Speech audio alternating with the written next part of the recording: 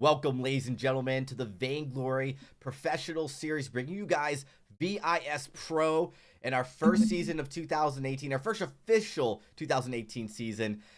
And we are bringing you, of course, Sovereign's Rise as we jump into the Rise 5v5. And these are, of course, the best teams in 5v5 descending into this tournament. Joining me tonight to cast these games, it's Denamine and Sean Ostino. Gentlemen, we are here yet again, ready to get going. We're looking to get into some of the action, and let's talk a little bit about the teams we have in store tonight. And you okay there, Day? Yeah, sorry about that. No problem. Ryan, I thought I was muted. I apologize. Rip. Well, not yet, but let's jump into our first matchup here: Child's Play versus Misfits. Denamine. These are actually two of the teams that people have been talking a lot about 5v5. Other than Tribe, when we talk about some of the better teams that have been practicing, that have been together actually for more than just a week, it is these two teams. What do you know so much about Child's Play? And of course, Misfits, they've been a little bit vocal about the fact that they've been really grinding the 5v5 scrims and ranks. Yeah, well, I mean, looking over at the Child's Play roster, this is kind of a hybrid team. This is actually Vision's old team of Shaded Talent and Kaz. And they also obviously have Chuck and Hammy from Rogue and Team Solo Mid. And then also have Big Paws, someone who has competed underneath a couple different Challengers teams, but we've never really seen, how far he can really go. I always feel like he's really a star player and maybe just hasn't found that right team to compete with, and maybe this is it. So we'll have to see. And then looking over at the other side, obviously Maokai, Jazzville, Ali Peterson, all big names from the Challenger Series last year. And then they've also picked up Archaic, who's been a Vainglory 8 player at one point as well. So definitely got some good talent on both of these teams, and this should be a fun one to watch. Absolutely. I'm really looking forward to this, Denamine. The Misfits has been practicing for quite some time. They've been really grinding. I've seen a lot of stuff on Twitter regarding, just how much effort they've put in to 5v5 practice. We'll see if it pays off here today. Child's Play, though, has a lot of pedigree with these players, and it's got Flash X as that coach. Now, we've heard that he's kind of moving into more of a management role. There's a lot of back and forth. We don't know. We'll find out tonight who's playing as far as the starters are concerned in just a few minutes. I do want to take a quick second, though, to talk about where we were yesterday. A quick highlight as we take a look at the brackets. We did have two matchups yesterday. Tribe Gaming just annihilated Hammers Esports. I just don't think Hammers came into that matchup prepared. And the Slimy Salamanders beat Vision GG 2-0. So two clean sweeps right there, as those two teams will now move on into the next round. No teams are eliminated. We do have an elimination bracket that we will get into starting Thursday and into Friday. And those teams will be kicked out depending on how matches go. And then we'll move right into the real action, figure out who is going to be the top team in the series. Of course, tomorrow is going to be the next round of the winners bracket, so just to keep that in mind. All right, we're just about ready to get into draft. Sean Ostino, you're pretty excited. What are some of the key matchups you're looking as far as the 5v5 map? What are some things you really think the viewers should keep an eye on as we jump into the Rise? Well, Dragonborn, first of all, thanks for having me here back on VISPRO. Always love to be casting with you guys.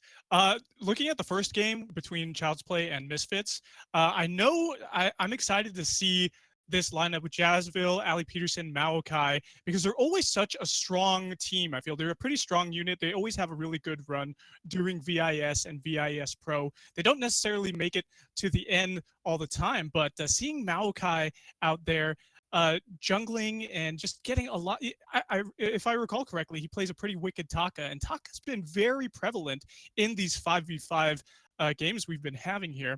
And I want to see how the lineup with Child's Play ends up going up against Misfits. So we're definitely going to see like how that lines up. And I really feel like with Child's Play, based on the roster and their leadership from Flash X, I feel like I'm going to be giving the early edge here to Child's Play. We'll have to wait and see. We're actually ready to get into the draft. Real quickly, though, everybody, just so you guys know, we are in a new draft format. If you hadn't seen yesterday, we're doing an all-new 3 global bans per team. They'll be commencing. Make sure you pay attention to the draft. It is going to be unique and new, and it is going to be the draft format we do expect to see for the coming Vainglory Premier League season. All right, we're ready to get into the draft. Game number 1, Denamine, Sean Ostino. Let's see what we got as we get these first bans coming in, and Child's Play very, very quick with that Churnwalker. Yeah, Churnwalker in the past couple 3v3 updates was incredibly potent with his ability to manage an enemy's team position.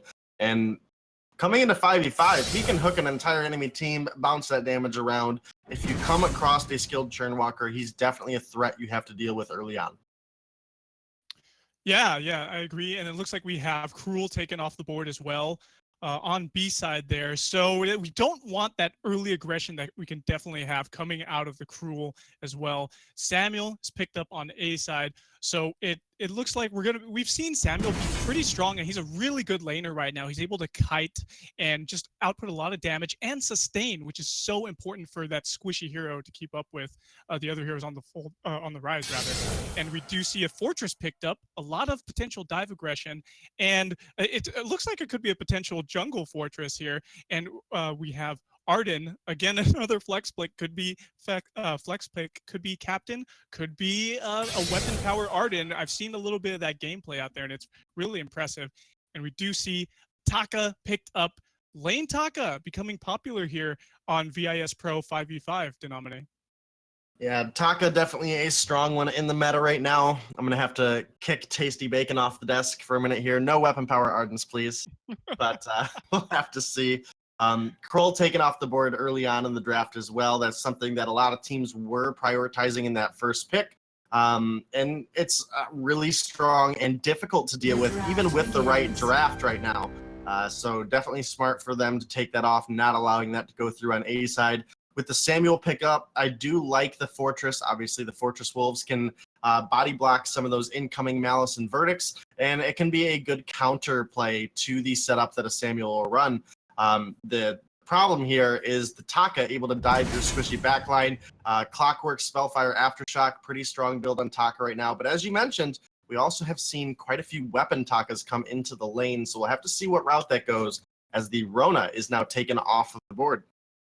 Yeah, Rona's taken off the board. Another one of those heroes that has been really popular in 5v5 because of the durability that she has with her foe splitter able to get that extra barrier. And in addition to the barrier with her red mist as well, it makes her very, very tanky if she's able to get into the right situations. Gwen, a popular hero, banned now here in the second round of draft bans, and she's been really, really strong with Tension Bow. It's a very cheap item. You're able to pick it up very early, grab a Sorrow Blade, breaking point afterwards, and she's able to just output a lot of damage as a weapon power carry going bot lane. And here we have next on B side, we actually do see Misfits picking up that Adagio.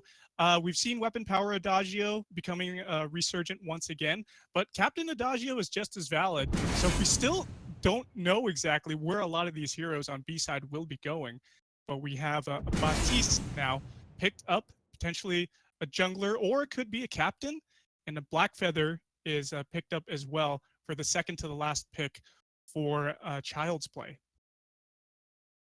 Yeah, I got quite a bit of lockdown starting to form up for both of these teams. Obviously, as you mentioned, the Adagio, bit of a flex as well. One of the hindrances for this Adagio that I feel, while his healing did get quite a substantial buff and he does provide himself a lot of damage as a weapon or crystal power carry, his mobility against the team that Child's Play has put together really is kind of a little lackluster to me. Adagio easily susceptible to a Blackfeather and a Taka dive if he goes the carry route. He does go the captain support role. The fighting is going to be very back and forth. There's going to be a fair amount of kiting backwards from the Samuel, and you'll also get that dive from the Taka, and Adagio is going to probably find himself struggling to be able to heal targets. We'll likely see at least one Spellfire come out, those mortal wounds, thanks to the most recent update. Very, very good against a healer hero. Yeah, very good against the healer hero. I'm so glad they introduced that with Spellfire because it gives the CP carries a really good option to introduce mortal wounds to the enemy team. We have so much sustain here in 5v5, so much durability with barriers, and to be able to cut that with a CP item is very powerful. Jewel is actually picked up here for Misfits as well, and it's so many flex picks out here, and that's what I know you guys were talking about that yesterday, but that's such a great thing. You don't know where they're going to be going even until the first couple of minutes in the game when they pick up their damage items. Alpha has actually been banned, the last ban coming through for Child's Play. She's been very, very prevalent here in 5v5 since update 3.0, or even since 2.12 rather, and she's able to just survive so many times with 2 health bars, able to effectively be either CP or weapon power carry there in the jungle. And lastly, we have Lance being banned away by Misfits. They definitely don't want any of their dive to be used against them when they're coming in with Fortress or Jewel if she's coming in as well. Yeah, you're absolutely correct. And to round out the roster for Child's Play, that will be a Lyra pickup. And while typically this does go into the captain role, this is another one where we've seen the Crystal Lyras starting to come out. There's a lot of flexibility now that we're into 5v5, and a Grumpjaw for the final pick on side B for the Misfits.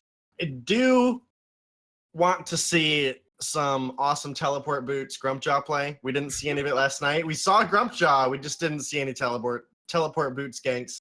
So maybe this time around. Only time will tell though, Sean Ostino. We are all locked in. Dragonborn, this is looking to be a exciting one. Misfits, new roster, Child's Play, just a couple pro players all together. Which way are you leaning right now? Oh, this is so tough. I mean, these really, we don't know where the meta as far as strongest drafts are. So we look at these. There's so many good things to see. We talk about like the fact that you have an Adagio and an Arden and a Fortress. You're looking and a Grumpjaw. Any of one of those can go carry or support, or a captain or carry. But really, a lot of this comes down to just players' map awareness. A lot of these teams early on, how they manage wave rotation, how they manage pushing, and also their lane matchups. If you're getting into the game, you may decide to change a top laner to a bottom laner just to make sure you have a more even matchup. And that's the kind of, macro thinking that these teams need to start making. That's what's really going to be a big factor here. We're going to have to see how those teams perform. I do think there's a lot of strength with that Jewel pickup. Jewel with Fortress. There's a lot of engaged potential here. We've seen a lot of really strong play with specifically that Jewel, and it can go CP or weapon. So again, anything's really open here. We are about ready to get into the game though, so I'm not going to talk any longer. I'm going to kick it over to you fine gentlemen, Sean Ostino and Denomine, to get us into the game. All right, Denomine, here we are into game 1 of Child's Play versus Misfits tonight. $1,000 prize on the line here, winner take all for whoever wins this 1 week long VIS Pro tournament. And I'm really excited to see who takes the cake here in this first game and who gets the momentum between Child's Play and Misfits. How are you feeling, Denomine? I am feeling absolutely fantastic, Sean. Excited to finally get to see some of the top tier competitive 5v5 gameplay here for Vainglory. We got this starting out right now. Shaded Talent maybe looking to try to steal away this Crystal Treant. Lyra, obviously a hero long known for the ability to use that Imperial Sigil for the steal, but can timing come through right? It is Shaded Talent. The wonderful, wonderful Lyra here going to take that away. That's some salt in the wounds of Misfits already. But overall, I do like these two drafts. I feel, and feel free to give me your opinion on this. I do think I like the Child's Play draft a little bit better. It fits several different play styles, and I feel like there's a lot more counterplay potential coming out of Child's Play than there is Misfits right now. It's tough for me to say. I just want to really see how this plays out. I'm not as good of an analyst as you are. I'm more of a play-by-play strength guy, but I do like what I see with Maokai here. Doing a lane Arden with potentially going weapon power here. He's got that Book of Eulogies picked up. It looks like Ali Peterson's going to be going captain for Misfits. So I'm interested to see how this plays out. And Archaic is diving in there onto Chuck, giving him a lot of damage, but he's able to fend them off with those Malice and Verdicts, throwing them back, kiting away, and now pushing forward. Kaz coming in with that weapon power Baptiste there. And it looks like he's pushing that wave up pretty well, so Ali Peterson and Jazzville are just going to have to deal with that. Chuck getting healed up there pretty well by Shaded Talent. And if you look on the top side there, it looks like Esme is getting a little aggressed on by Hammy there. Pretty strong matchup still. As long as Esme continues to face Hammy and not get damage from behind, it should be able to be pretty well off. But now we have a lot of pressure from Kaz and Hammy getting into this top lane turret right here. Oh man, what is next? Who are we expecting to see come online? Denominate Ali Peterson, actually. Hold on a second, getting a little bit of damage onto him, but he's able to back off.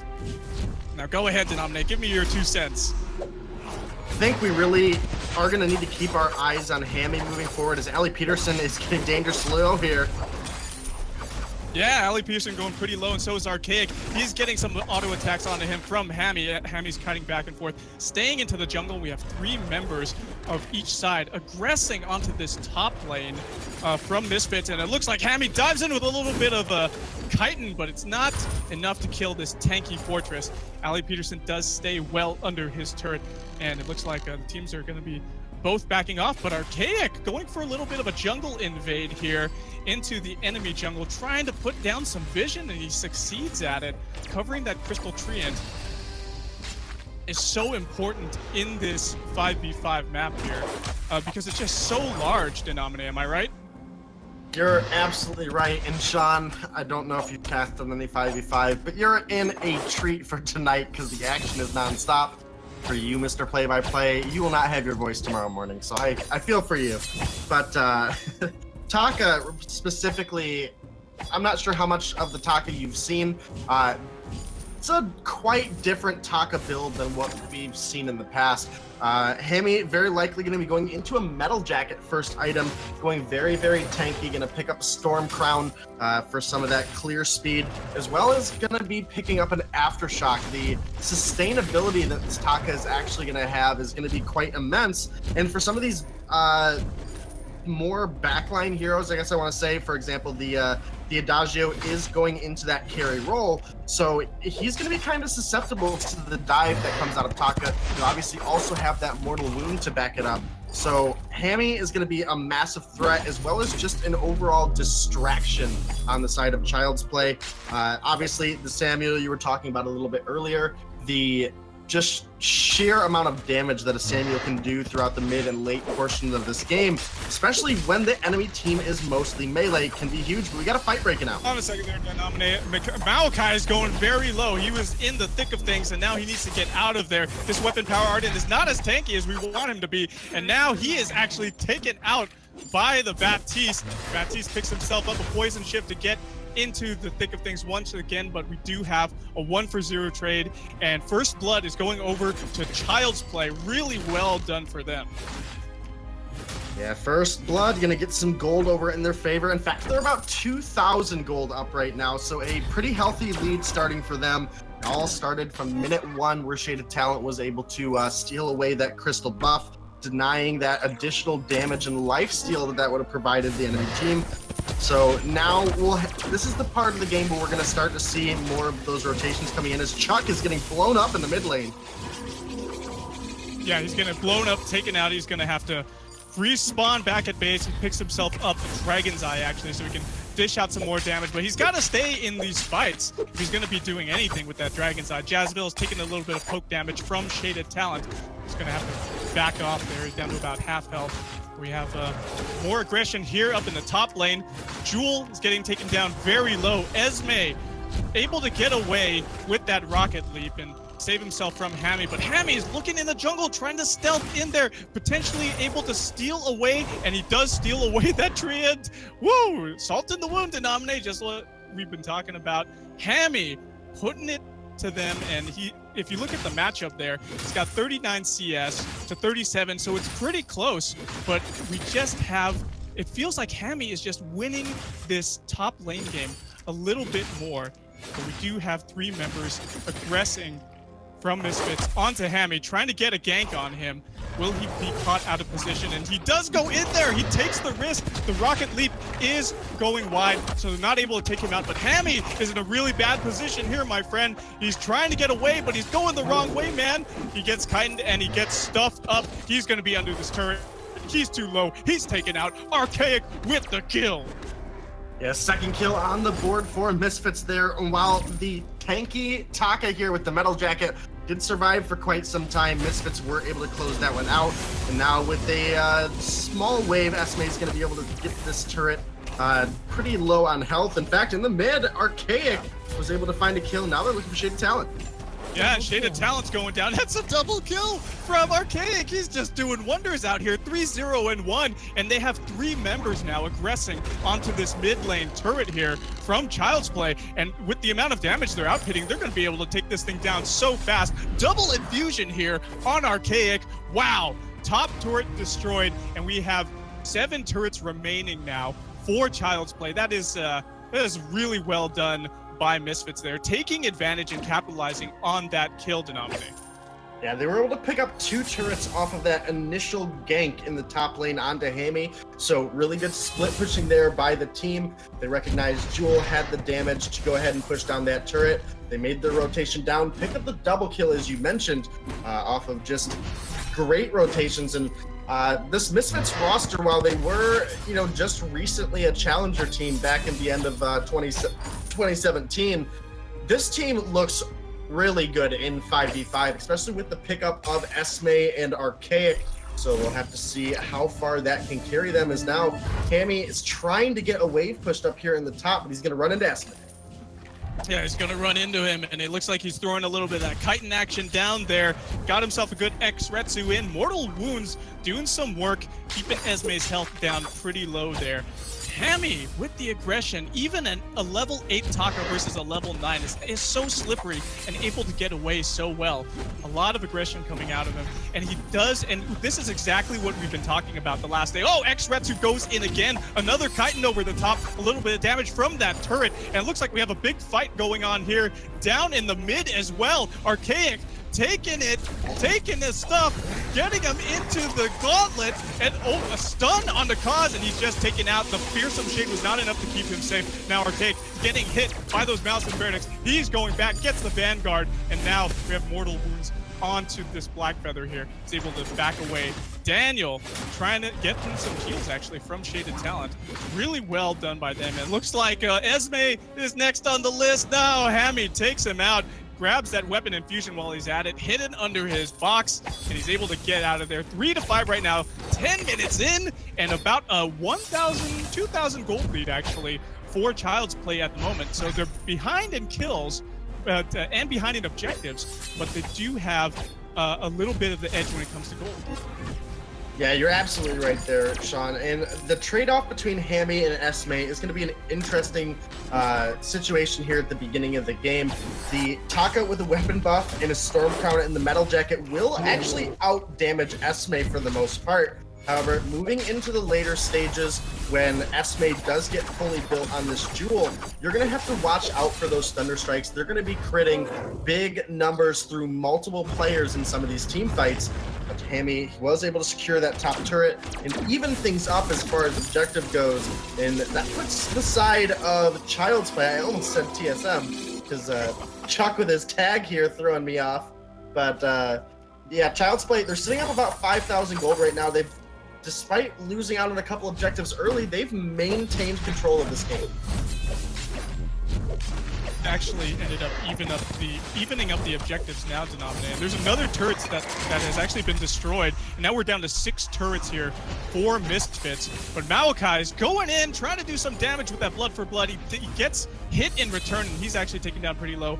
Good poke from Daniel there, and he's actually able to get out of dodge, keep himself safe. 4 members of Misfits were right there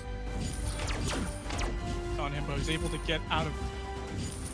Fusion actually has been picked up by Esme on this Jewel here, and he's just going to continue to push this lane away and fight back versus Hammy, who's been just doing so much work up there in that top lane. Really well done by that Taka to just continuously push that wave over and over again. And Kaz getting aggressed on. Hammy going to town on this Grumpjaw here. The Mortal Wounds are just so insane. Able to strike him down. Is he able to get killed? Baptiste actually does take out Maokai there. And now we have Taka doing the work, taking out that Archaic on that Grumpjaw. Now, Jazzville next on the list. A double kill coming out for Daniel on this Black Feather. And there goes that mid-tier 1 turret. Taken out. Esme, what is he going to do versus these 3 members of Child's Play? He can't do very much, and now they're going up against this turret, not giving it any room or edge to be able to get that shield back up. And now, see, Child's Play, you almost got me saying it now, Denominate. Child's Play backing off after taking some really good objectives there. 4 turrets remaining, 4 Misfits, and 7 up still at 12, almost 13 minutes in, with now the 7-kill lead and a 9,000 gold lead for Child's Play. Wow. Yeah, it was an excellent collapse that all started around Kaz getting chased down through the river. The rotation from the members of Child's Play a little bit further up. They had the speed bonus of the river, and then with Daniel coming up, they were able to pick one off. With Esme separated, it was a matter of time. 1, 2, 3, 4. The Misfits fell, and off of that, Child's Play, they were able to find themselves a good push. And now Shaded Talent, Chuck, and Kaz, they're not giving it up. On as well, right there in that mid turret then. But Maokai sitting down there in that bot lane trying to clear out that wave that has pushed up pretty well into that bot lane turret of Misfits. But TSM getting some good aggression on the Archaic. He's going to have to port back to base and heal up there. Esme trying to do what he can to protect that turret. It does get some chip damage onto it, but the aggression is not being led up by Child's Play. They push up these lanes really well with those minion waves, and now they're going for another Ghost Wing. This is going to be the second one, and they're almost done capturing it. Misfits, they know this is going on. They're throwing out the flare, but it's too late, and now we have another Ghost Wing buff for... And Misfits is running scared. Malice and Verdicts are raining down. Ordain traps Maokai. Is able to get out of there. He's getting aggressed on an X-Retsu comes in onto him. Defensive Gauntlet. He's fast asleep though. And oh no, Esme's down as well. He's getting hurt so much. We still have everybody left alive, but Misfits is just going so low in health. Will they be able to get... Hammy does take... Well, actually, Baptiste actually takes him out. Kaz doing the work there. Woohoo! And now we have Ali Peterson dropping dangerously low as this Fortress. He's tanky, but he's not that tanky, man, to absorb all that damage. And it looks like we have a bit of a crazy skirmish there, a 1-for-0 trade in favor of Child's Play. And woo, doggy, we're having some action out here tonight, Denominate. Told you, Sean, it's pretty much nonstop here in 5v5 for the Sovereign's Rise, and Child's Play. They've really taken a lead here in the gold. They're sitting almost 12,000 gold up. They're sitting up 3 turrets in a very comfortable spot. And in fact, with that Ghost Wing buff, they dove underneath that central choke point turret for so long. We're able to pick up a kill and get out safely. So we'll have to see how this next fight goes. We still have a little bit of time remaining on the Ghost Wing buff. Can Shaded Talent? We have the Oblivion coming down. Doesn't put anybody to sleep. Esme getting a little bit of chip damage from Chuck there with those Malice and Verdicts. And we do see Misfits grouped up, but they're getting 612 CP damage from Hammy. He's backing off, being slippery, getting out of there. And we have the block actually coming out of Jazzville. But oh no, that Grumpjaw, he ain't doing so well. He's taken out of the fight. And Jazzville next on the list. He is taken out. That's a double kill for Chuck. Oh my goodness, another one. Whoa, the kills are coming out, and it's an ace for Child's Play. They're going to be taking this this middle turret. That's the last one. The Armory's next on the list. Could they be able to finish this off right now? The Vein Crystal has 1/3 of its body exposed. There's too many Death Timers all up. They're not going to be able to get out of there, Denominate. They're not going to stop this. The first game, it's going to Child's Play. Yeah, Child's Play taking that one, and really I got to give a lot of credit to Chuck. The Samuel coming through, it was just a perfect pick from the start. Misfits, I think their draft was quite a bit sloppy going into that pick. They did try to go with a lot of dive to get onto that Samuel. However, in the end, it just kind of set them up for those big splash damage and powered Malice and Verdicts. And Child's Play, they take that one 13-5 with a 14,000 gold lead. Just 16 and a half minutes. Wow, it was a really quick game. We didn't even, I mean, quick for, if you compare it to casuals that a lot of people are doing in public matches, but if you check it out, Denominate, we saw that Kaz was doing a lot of work here on this Baptiste. 5-1-5, and only 5 kills allowed, man. And we actually saw Daniel staying on the back line and poking as this weapon-powered Blackfeather with those on points. And he got himself 3 assists. It wasn't a super high scoring game in terms of kills, but just that Black Claw didn't even need to be taken. But we had Ghostwing taken twice, really shows the objective control and the lane pressure that we continued to see Child's Play put out during this game. And they did an excellent job, and now they have the momentum going into game number 2. Let's throw it over to Dragonborn at the desk and hear what his thoughts are. Thank you, Denominate. Sean Astito. Love the energy, guys. That was a really close match. Misfits looked great in the early game. I mean, they really were putting pressure. We saw them get the advantage as far as objectives with some early turrets. I loved how they could rotate up the top lane several times. Really gave Hammy a hard time. But, Big Paws, Daniel, down in the bot, was really uncontested for most of that game. Denominate, talk a little bit about that before we get into our next game. Like, you had this weapon Arden. He kind of really did do a really good job against the Blackfeather. He's not going to match up well. They didn't support that, and so you ended up getting a little bit of an early lead, but then falling really bad, because that allowed so much breather for Daniel to just come up and just help push that mid lane. We saw that push in the mid right at that end of the game was just so dominant.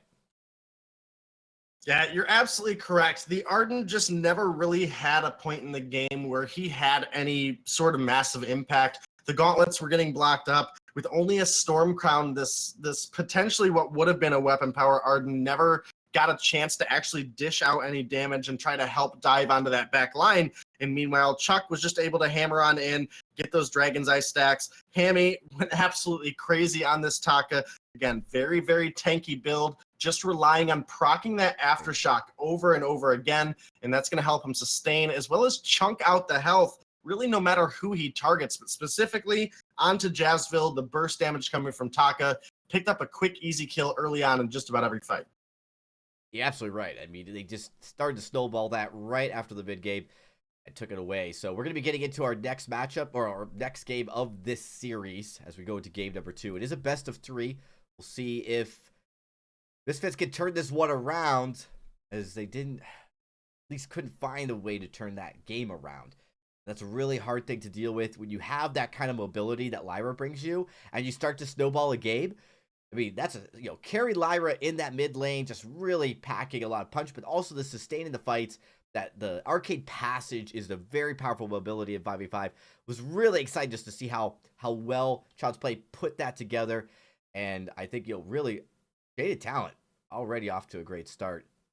We will be getting ready for our next matchup. I think we're almost ready to jump into the draft.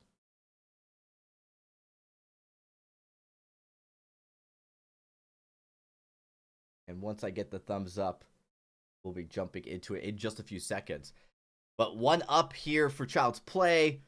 Denominate, what can Misfits do to try to get back into this? Like, I mean, we talk about like the draft is one side, but really there's so much problems with that mid game strategy. Like they weren't able to dominate all 3 lanes, and just a little bit of leverage that kept Child's Play really kind of neck and neck in the gold. Like they really didn't fall behind in gold very quickly.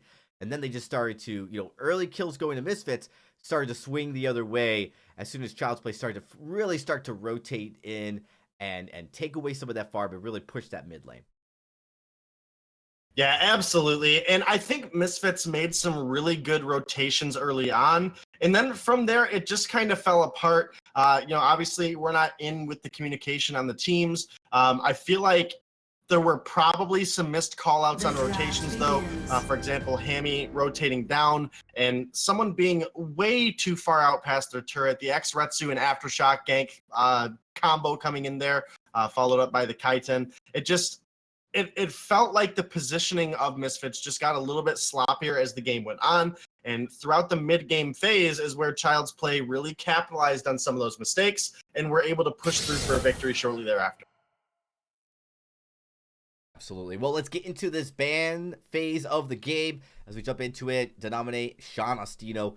Let's start breaking down these picks and bans. Well, it looks like we've got Cruel off the board for Misfits at the moment. They don't want to have to deal with all the aggression and sustainability that Cruel has to offer if Child's Play were to pick them up. And And looks like Child's Play is banning away the Samuel. They don't want Samuel's really good range and sustain with his ability to heal up with his Corrupted Genius perk. So gonna have to see what the first picks are for the respective teams here, Denominate. Yeah, we'll have to see. Obviously, Gwen on the board. She's a pretty strong one right now. They are going to go with the Fortress again, and didn't really work out for them that great last game. Maybe they can get themselves a little bit more favorable of a draft. And we talked about it in draft 1. If you get a good Churn Walker that can land all 5 of those hooks and set up potentially a team-wide stun, this could be quite impressive gameplay coming from Shaded Talent. And it also could be very lackluster. We'll just have to see how well he's been practicing that hero. It's a lot of chaotic movement that goes on in 5v5. So playing the Churnwalker does take quite a bit of skill this time around. Kaz, great performance last game on the Baptiste. They picked that up again. If it's going to go into his hands, only time will tell. But a Rona is the answer back.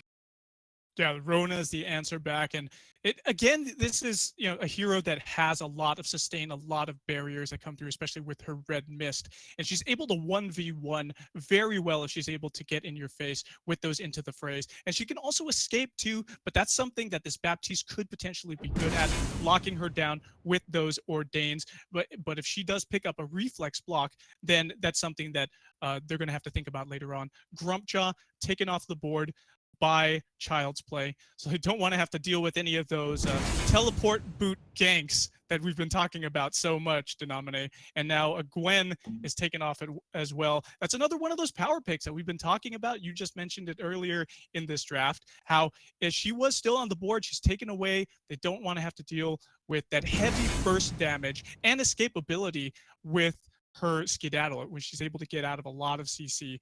Now we have Taka actually picked up by Child's Play. And we saw the success that Hammy had on that Taka last time, inflicting so much damage, picking up that that metal jacket early just to give him a lot more durability in these team fights. Yeah, absolutely. And going with the metal jacket early, in the top lane, it is typically up against a weapon laner, so that metal jacket is very efficient at negating that damage. And then picking up the Stormguard and Stormcrown helps you clear your wave very efficiently, as well as deals out true damage. And while it's not a ton, it does add up over time. And Taka's base damage on his X-Retsu and his Kaiten are actually fairly high. As well as followed up by the Mortal Wound and the Bleed coming in the X-Retsu.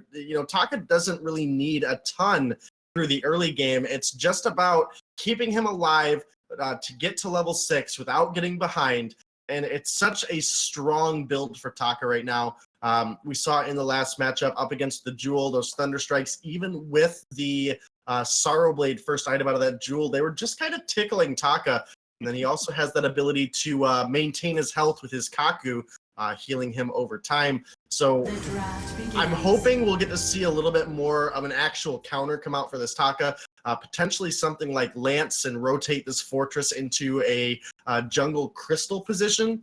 You need something that can lock down Taka and restrict his ability to dance in and out of the fight safely. Yeah, a Lance would be good. A Catherine would be good as well with a Merciless Pursuit to just be able to follow him endlessly. But we do have a Vox actually picked up here.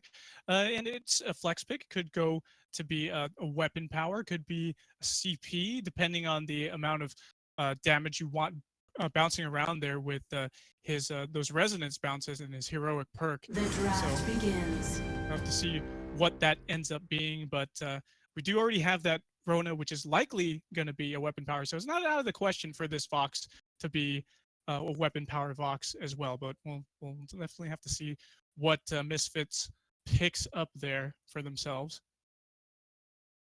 Yeah, Vox definitely a flexible pick. You can run him either weapon or crystal power. Depending on what the rest of the side of Child's Play goes, we'll have to see how they decide to take that route. Again, Blackfeather, another flexible pick. So they are keeping that line for Vox open. They're not committing themselves to 2 weapon or 2 crystal. And this is what's going to allow them the potential to actually decide what route Vox is going to be the best. We now have a Varia picked up by the side of Child's Play, and Varia is quite a substantial threat in these team fights, especially with the alternating current. her ability to stutter step is actually quite easy based on her low auto attack cooldown time. So clearing wave on Varia is going to allow her to get a little bit of an edge early on, or at least should allow her to get an edge early on. And now we have the Jewel banned away by the side of Misfits. Yeah, Jewel is banned away. We saw Jewel we've seen Jewel being a really good frontline hero, able to go toe to toe with a lot of other heroes out there on the rise. However, they probably don't want Vox or any of the other heroes that Misfits has to be jumped on, to be rocket leaped, to have to go up against her. The Varia, I want to talk about the Varia pick a little bit more because you did mention alternating current. That is like the meta build we do see with her starting off the alternating current. But it wouldn't be out of the question to go Shatter Glass first, to get that extreme burst and heavy poke damage from a distance, to just have it the chain lightning go through the other heroes as well.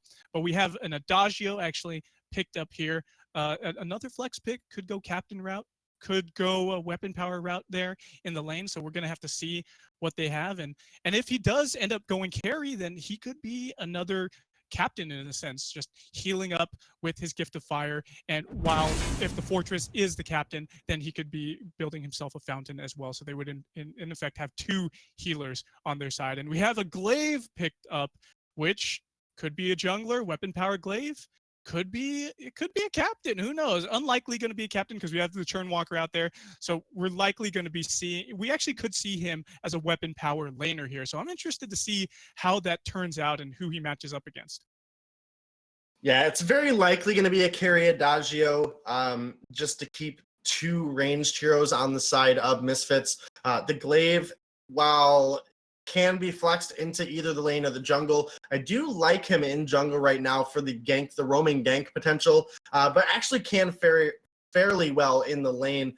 But with the other picks that we have here, I do think it is going to be a lane glaive with the jungle Baptiste.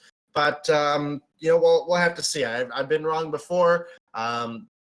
There's definitely a lot of flexibility any which way you go. Thanks to the size of the rise, the melee laners aren't quite as susceptible to ganks. It's quite a substantial distance for a lot of these other lanes, even jungle at sometimes, depending on where the jungler is, to actually set up a gank because of just how much distance is there to be traveled. But obviously the movement speed buff that you get when moving down river can help ease that pain.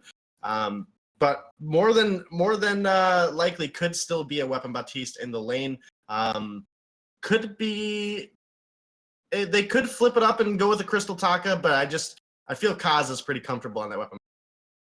I think you're right, Denomine. I really, going into the game now, we're loading into the Rise here.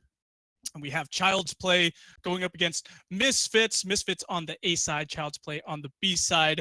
Game number 2 here, Child's Play with the momentum coming into game number 2. It's a beautiful thing for them. We know they're a very strong roster. We have a lot of veteran players here. Chuck is there. We've got Shaded Talent here, who's an excellent captain. So we're going to see how things end up turning out here. And we saw this weapon power Baptiste. It looks like Kaz is going to be on it again, doing some serious work last time. And a lot of crowd control, a lot of damage coming out of him, and disengage potential with those fearsome shades. So we're definitely going to see what ends up happening here in game number 2, Denomine. And battle has begun. Here we go. All right. Well, let's jump into the fold, everybody, as I'm going to kick it back to my casters. Into the Rise. Into the Rise, I mean. Sorry, Denomine. Let's get into the action right now. Thank you, Dragonborn. And here we go. It looks like we have the typical rotations that we see out of both these teams here. We have Shaded Talent poking himself out there a little bit, trying to catch somebody going into the river. And we have 3 members of Misfits actually putting down some vision early in that CP buff bush that they got there, waiting for it to spawn, trying to anticipate some kind of a gank. We'll definitely see what transpires here. And who do you, so looking at the positioning right now, Denomine, who do you give the edge to in the moment? Who do you think is going to be the aggressor? Realistically, through the early stage of the game, I don't think either team really has a ton of engagement potential.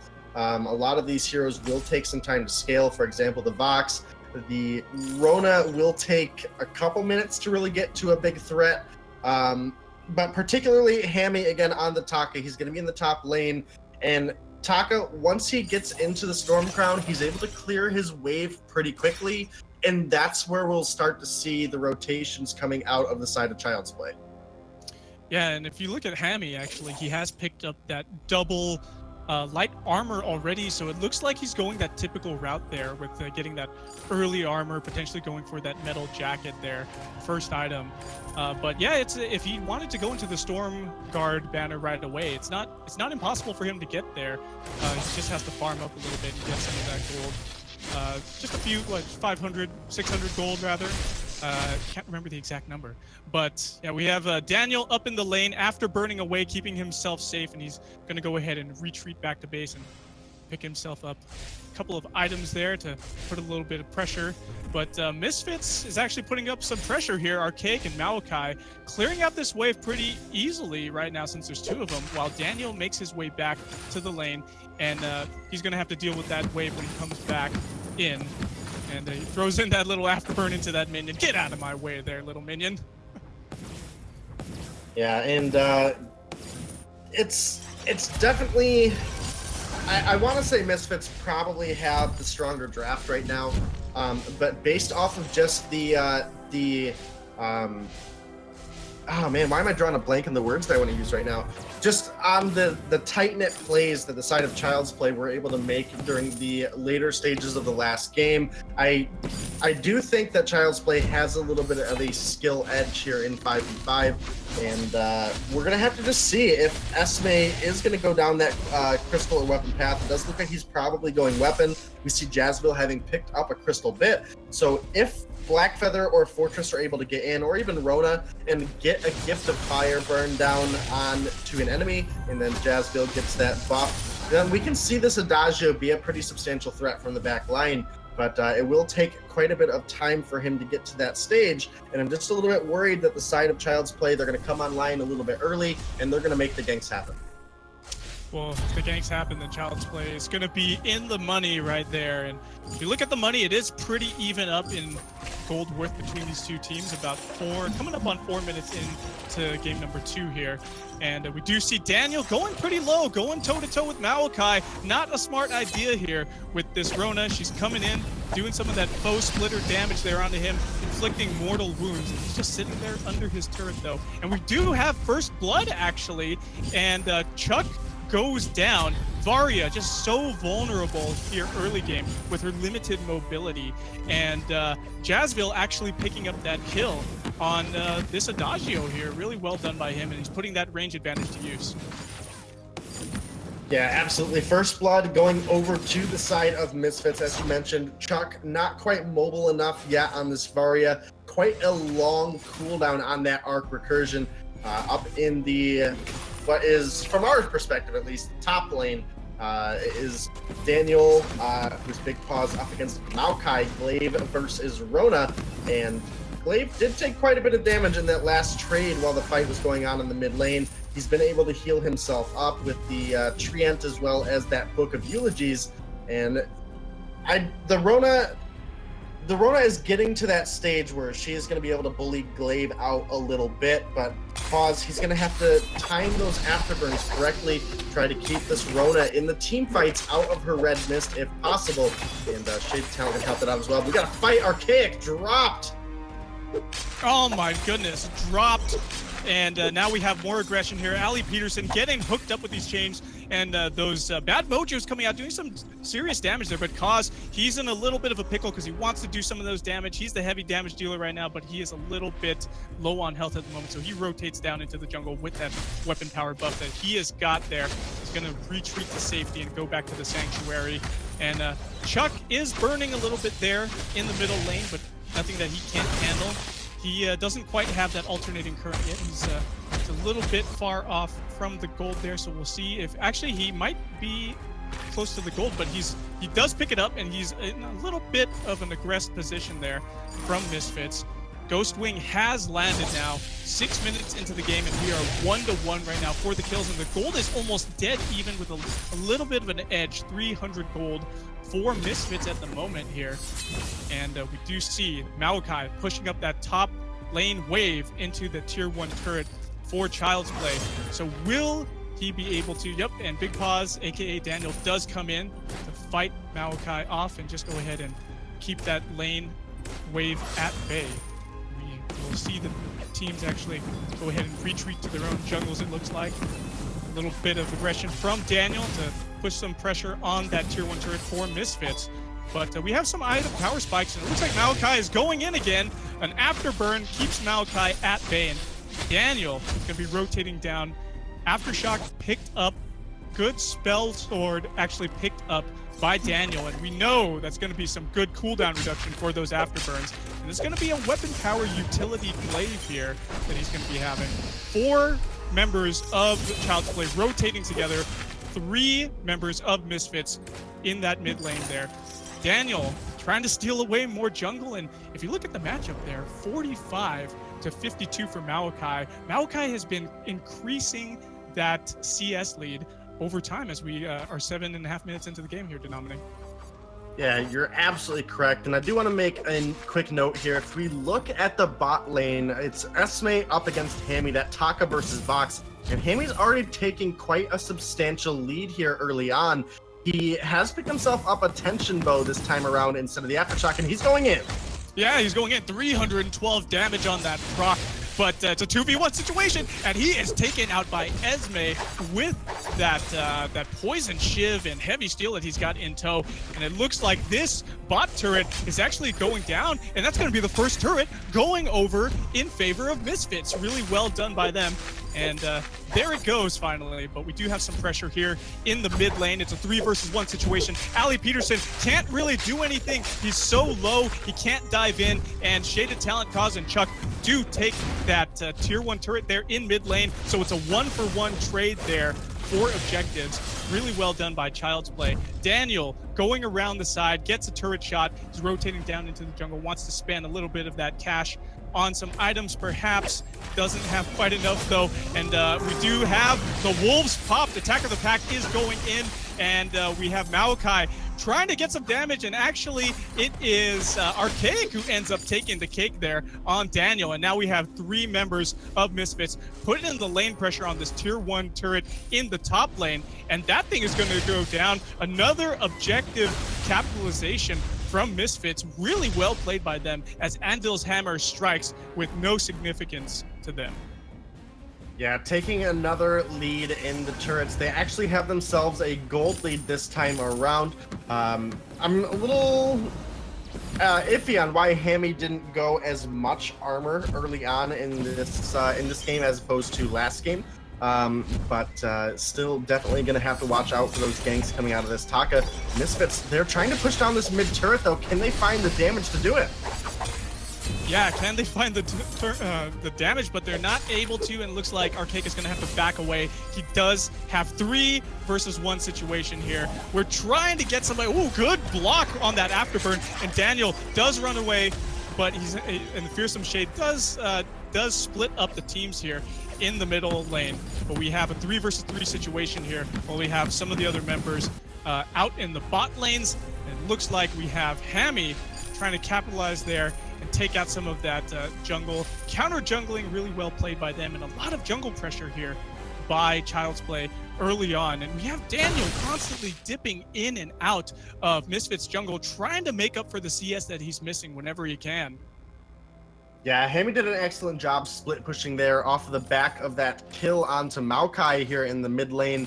He was able to pick up that bottom turret and even things out and bring a little bit of gold back in favor of the side of Child's Play, as Archaic on this Crystal Blackfeather is starting to get to that level 8 mark, and that's where the on points are going to get that additional range, as well as quite a massive spike of damage. Maokai caught out again though, and that is going to give Daniel an opportunity to try to keep this wave pushed up. That turret's sitting around half health right now, so it definitely could be potential push, but looks like Child's Play rotating down. They found Archaic. Yep, looks like they found Archaic. He is in a world of hurt there. X-Retsued into him, and he is taken out in quick fashion by Hammy. Wow. And now it looks like the capitalization on that kill is going to give a 5 versus 1 advantage for Ghostwing here. Esme trying to do what he can, throwing out that ultimate there, and he's not able to steal away Ghostwing, and now we have a breaking point actually picked up by Daniel. So if he survives in these team fights, this glaive is going to be doing a lot of damage here, and he's going to continue to rotate up. Ordain comes down onto Esme. He gets stunned up, but with no avail, and it looks like we will have continuous pressure from Child's Play over and over again as Misfits retreats back to their jungle, and bad mojos are being thrown out by Kaz. He's getting aggressed onto, but a fearsome shade is good, and it fears back 3 members of Misfits, but he's going pretty low. Attack of the Pack is out. Fox takes out Baptiste, and now we have Taka taking out Rona once again. Varia doing some work and taking out Archaic. Shaded Talent, he's going pretty low. Ali Peterson doing what he can and takes him out. Oh my goodness, the weapon power buff on this fortress is of no avail because Hammy actually ends up taking the kill, picking that one up, and he's so low himself. But a huge number of trades going down. Daniel's on Jazzville. It's not over yet. Daniel on Jazzville, they're trading back and forth. Who's going to make it? Who's going to kill who? 461 burst damage from Daniel. Takes out that Adagio, and it's 5 to 10 now. 12 and a half minutes in with a 4,000 gold lead for Child's Play at the moment, Denominate. Woo! Yeah, absolutely. As it is a bit of a lead swinging heavily in the favor of the side of Child's Play. We do have a game pause here. Looks like we have a game crash that we're going to get a player back in as soon as possible. Hopefully those players learn a better path to get that information to production next time. But we'll have to see. That was a big push right there by the side of Child's Play. They were able to pick up 5 kills there. Not quite an ace if I remember correctly, but they were able to get all 5. They were able to maintain a bit of objective control. They've taken another turret now at this point, as well as now they're sitting about 4,000 gold up. And this is where they're gonna get to that point that they can really start to take off. The glaive, he's got the spell sword complete. We'll try to touch up on some of the items that have been built, guys. Just I know you guys can't see all of the items due to a spectator bug right now that is working on being fixed, and we will have that fixed for you in the future.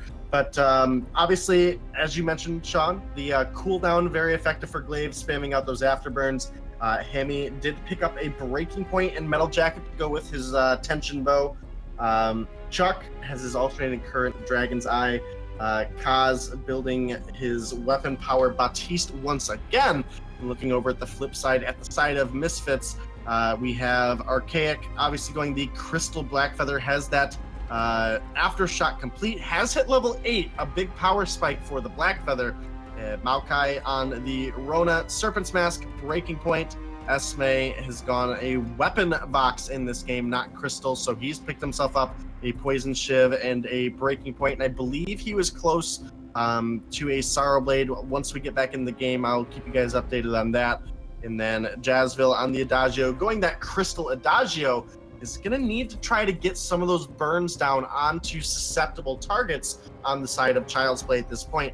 Adagio provides a lot of burst damage when you're able to chain your abilities, but if you can't get the burn down onto the right targets, you're only going to be splashing a bunch of damage onto the captain in the front line. Yeah, and that's definitely not what you want to do. You want to get it onto the squishier carries who are on the back line, such as Varia, Chuck on that Varia, or Kaz on that Baptiste. If you're able to get that damage down onto them, especially when they're very low, then that burn damage can really take them out very easily at the end if they're not able to sustain up. But we are back into the game. We have a weapon infusion picked up by Kaz there. So he is going to do some aggression, but he is in a 3v1 situation here. He's getting a lot of damage down onto him, and he's taken out by Archaic. Actually, he's taken out rather by Maokai there. But it looks like we do have Daniel aggressing onto that turret, and he takes out that top tier 1 turret there for Misfits. He's going to go ahead and back away But despite having Cause taken out in that 3v1 situation, it was a good split push by Daniel and really good map awareness to just go and take advantage of and capitalize on that. But he's diving in pretty deep, and Maokai is on the case now. But looks like Child's Play takes advantage of him, and in a 4v1 situation, Maokai goes down. So it's not looking good for Misfits at the moment, with 3 rotating through their jungle. Gonna go ahead and they would clean it out if there was anything there. It looks like we do have the 2 twins there waiting in the top part of the jungle, and Hammy makes short work of them. Is able to back away. Yeah, Broken Myth complete for Archaic now. Hopefully we'll get to see that Crystal Blackfeather get some offensive poke down before these engages are breaking out. But Child's Play, they haven't been allowing that to happen. They've been aggressing over and over again. Ghostwing now landing for the second time, and they are going to go ahead and take that one down. And that is going to give them that big team buff. Unless if Misfits can make the steal here, it's coming through. It's Varia. Chuck ends up taking it, and Misfits knows that they're pretty low despite the buff, and they're going in. They're trying to get some damage down, and we do have Fortress going pretty low, and Shaded Talent is low himself on the back line, and he's not tanky enough. And oh my goodness, Hammy going pretty low too. But Cause throwing out some of those bad mojos, trying to do the damage that he can, but it's 2 members of Child's Play down at the moment, and they're just collapsing. Misfits collapsing onto everybody, and Daniel's taken out as well. Chuck, Cause, all gone, all respawning at base, and now we have 5 members all up. Black Claw has just landed, and could this potentially be a situation where we have Misfits now able to swing the game in their favor? Will they be able to converge on Black Claw and take advantage of these death timers? We are timing them out now. We are going to have 5 members of Child's Play all available at the moment, but it looks like there's not enough time. There is vision down on Black Claw for Misfits, and we do have Hammy trying to get a little bit of jungle aggression there.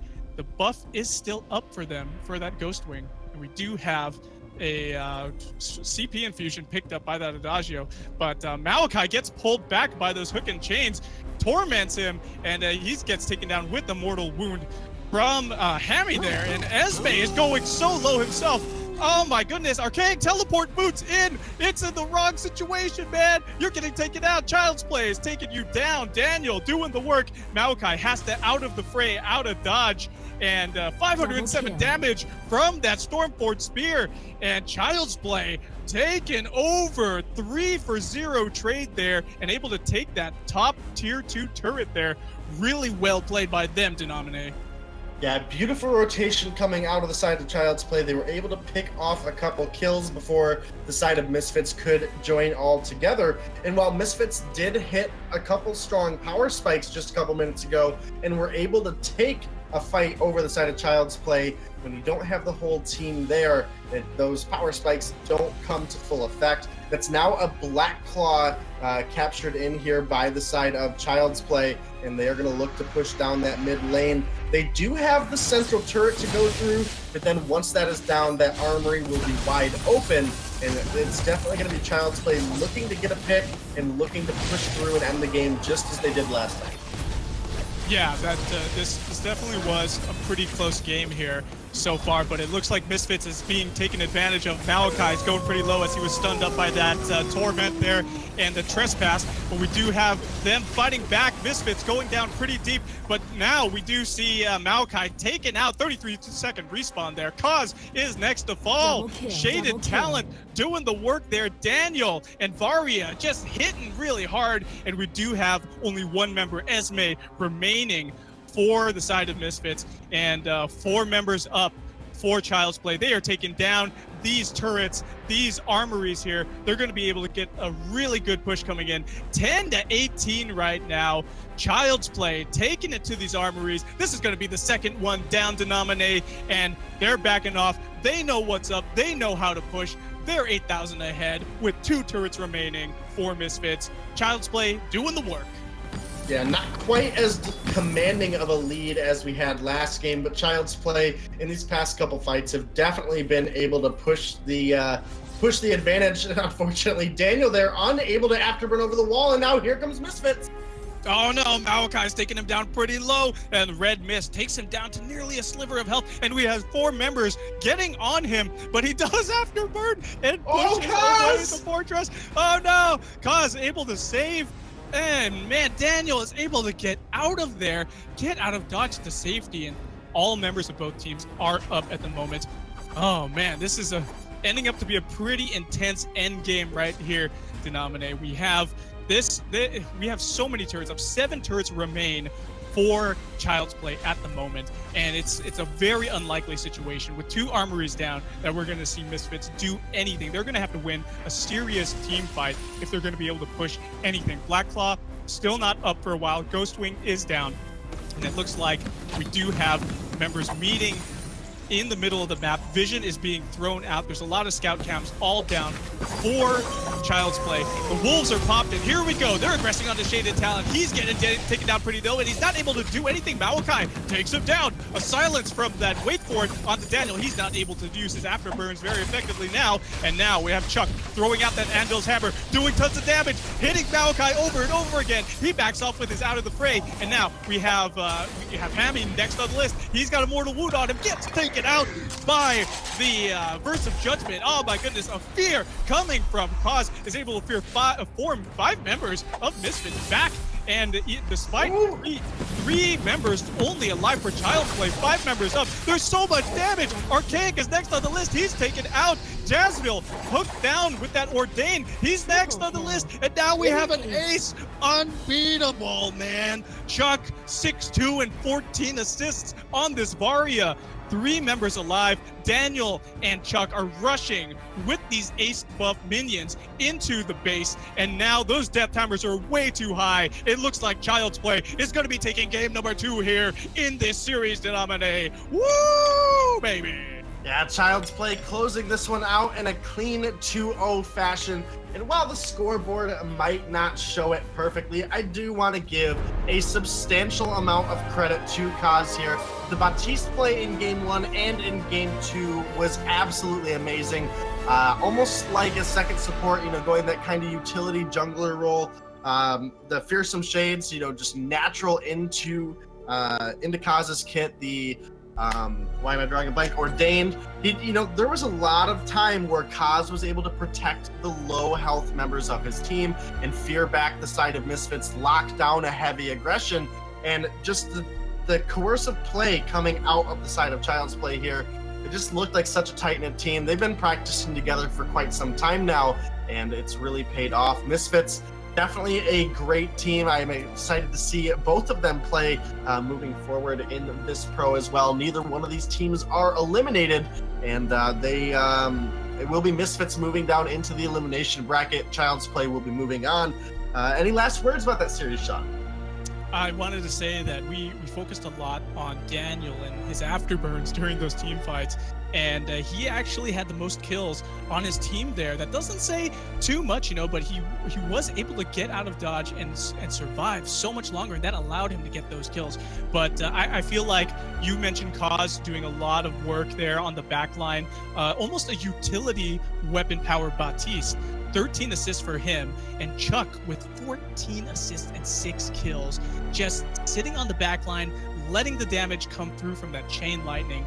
Really well played by him, and the survivability as a squishy character like that, able to survive for as long as he did as that hero, is really well played. Kudos to Chuck. So let's go ahead and throw it back over to the desk with Dragonborn and wrap this series up. Thank you, guys. Thank you to Dominic and Sean. That game was definitely one of the most exciting games we've had on this week so far. Absolutely monster plays. Huge props going over to Child's Play. I mean, Misfits came and they played well. They played hard, but they just got outplayed by a little bit here and there, and those things added up. Incredible, just heads up play. I mean, I really want to go back and I want to clip that play where Kaz literally saved Daniel from a kill. It was almost certain death. Daniel's doing everything to stay alive. Kaz with that, not the Ordained, but with the Fearsome Shade. 5-man Fearsome Shade. Fearsome Shade, yeah. It was just perfect to keep the enemy team away. So congrats to Child's Play. You are moving on. And it is Misfits moving down to the elimination round, but not out for the count. Now, we're going to be getting ready for our second series, everybody. But before we do, I do want to talk a little bit about our key sponsor tonight. It is Mob Crush. Mob Crush is no longer a platform for just streaming. It is a platform for streaming everywhere. Make sure you guys check it out because you can stream directly from your phone all the games that you play today, as well as playing, anywhere. You can play, you can stream on Facebook, you can stream on YouTube, Twitch, and as well as Mob Crush. Make sure you guys check them out. There's a lot of exciting things happening as it's changed quite a bit. But we're going to take a quick break, and when we come back, we'll be getting ready for our second series, which is going to be Nova Esports going up against Team, drawing a quick blank there. Nova Team Esports. Oof! No, it's Team Finesse. That's right, Finesse Gods. Woo, I have real quick blank there. But hey, we'll be back after this short break, everybody. Taking towers, acing enemies, and building winning decks is a ton of fun, but live streaming mobile games can kinda be a hassle. Software, stream keys, capture cards, and cameras. The only thing you really need is right in your hand, your phone. With Mob Crush, one tap, and you're broadcasting live to all your fans, wherever they are. It's super easy and super free. We'll even hook you up with sponsors so you can make cash while you play. Download the app, go live, get paid. Mob Crush.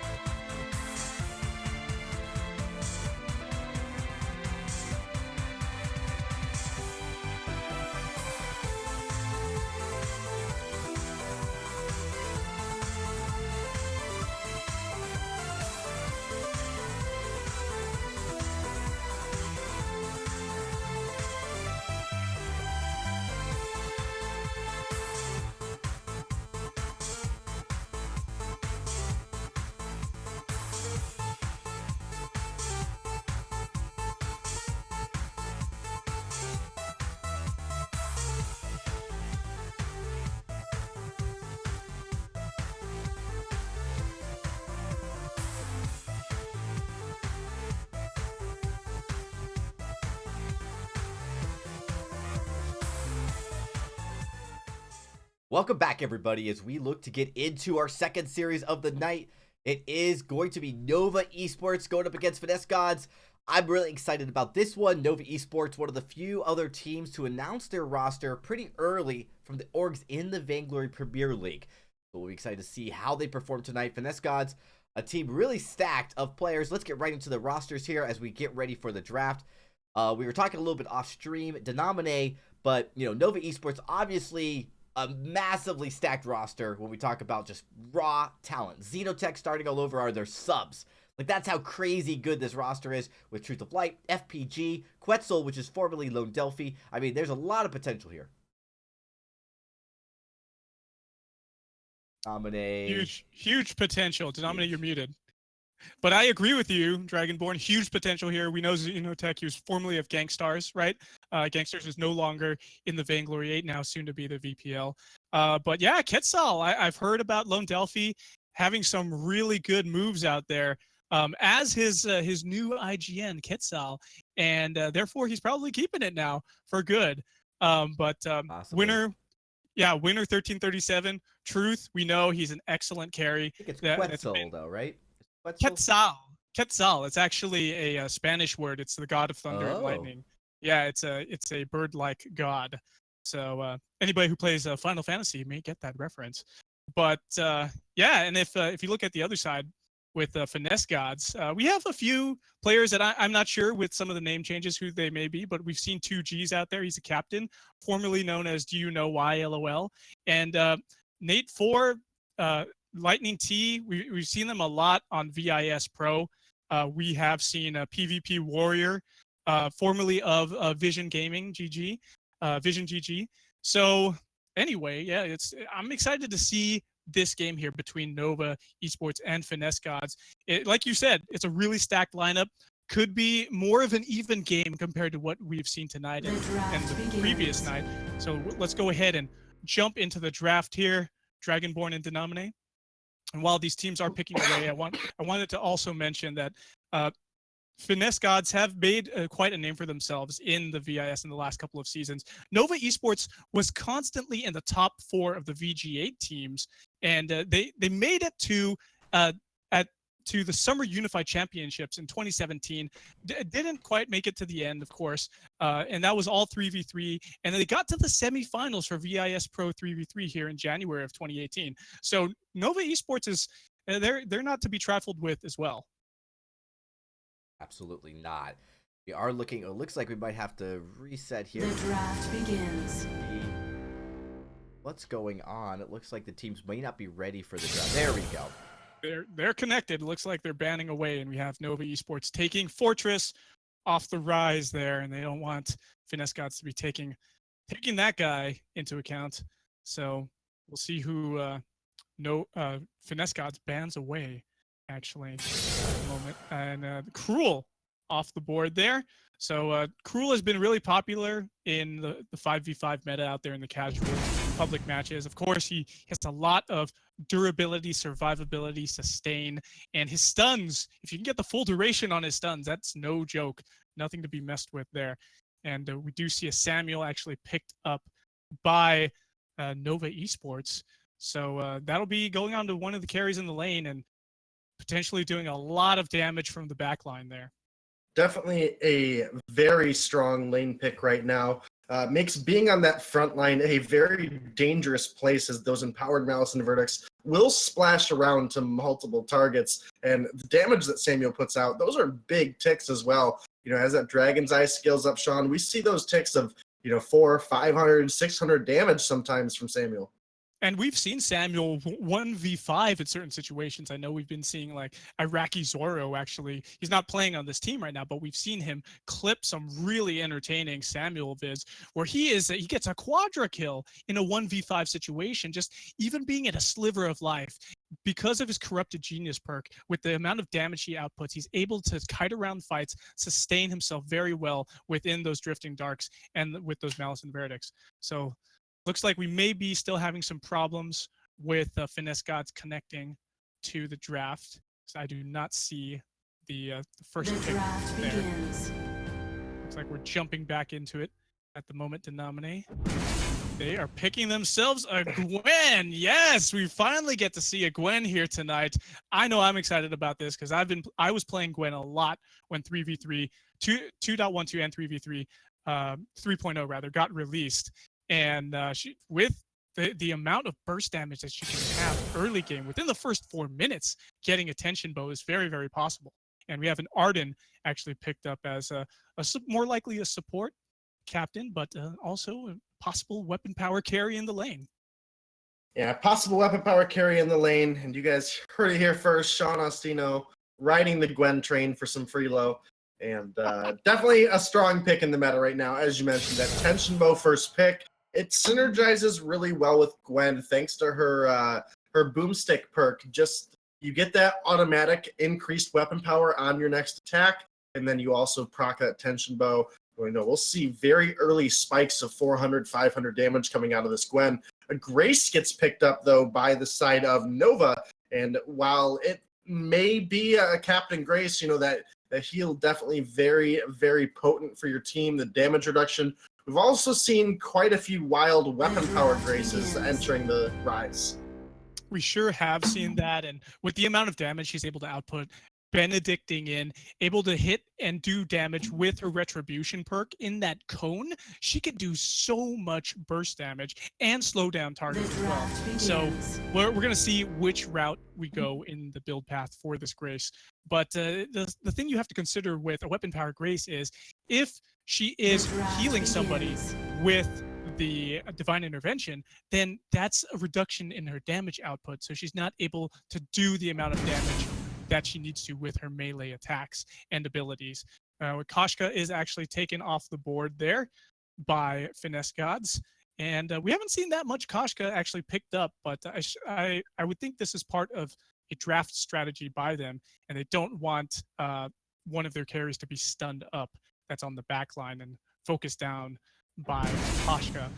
We know that a Gwen would be able to skedaddle out of there, and we do have a Rona actually banned away on the second rotation of bans by Nova. Yeah, now a Reza getting picked up, and Reza is one of those heroes with a very strong mid-game spike, so we'll have to see if they're able to capitalize on the backline. Samuel, it's going to be hard for Reza to get there, though, with a Baptiste and a Grace.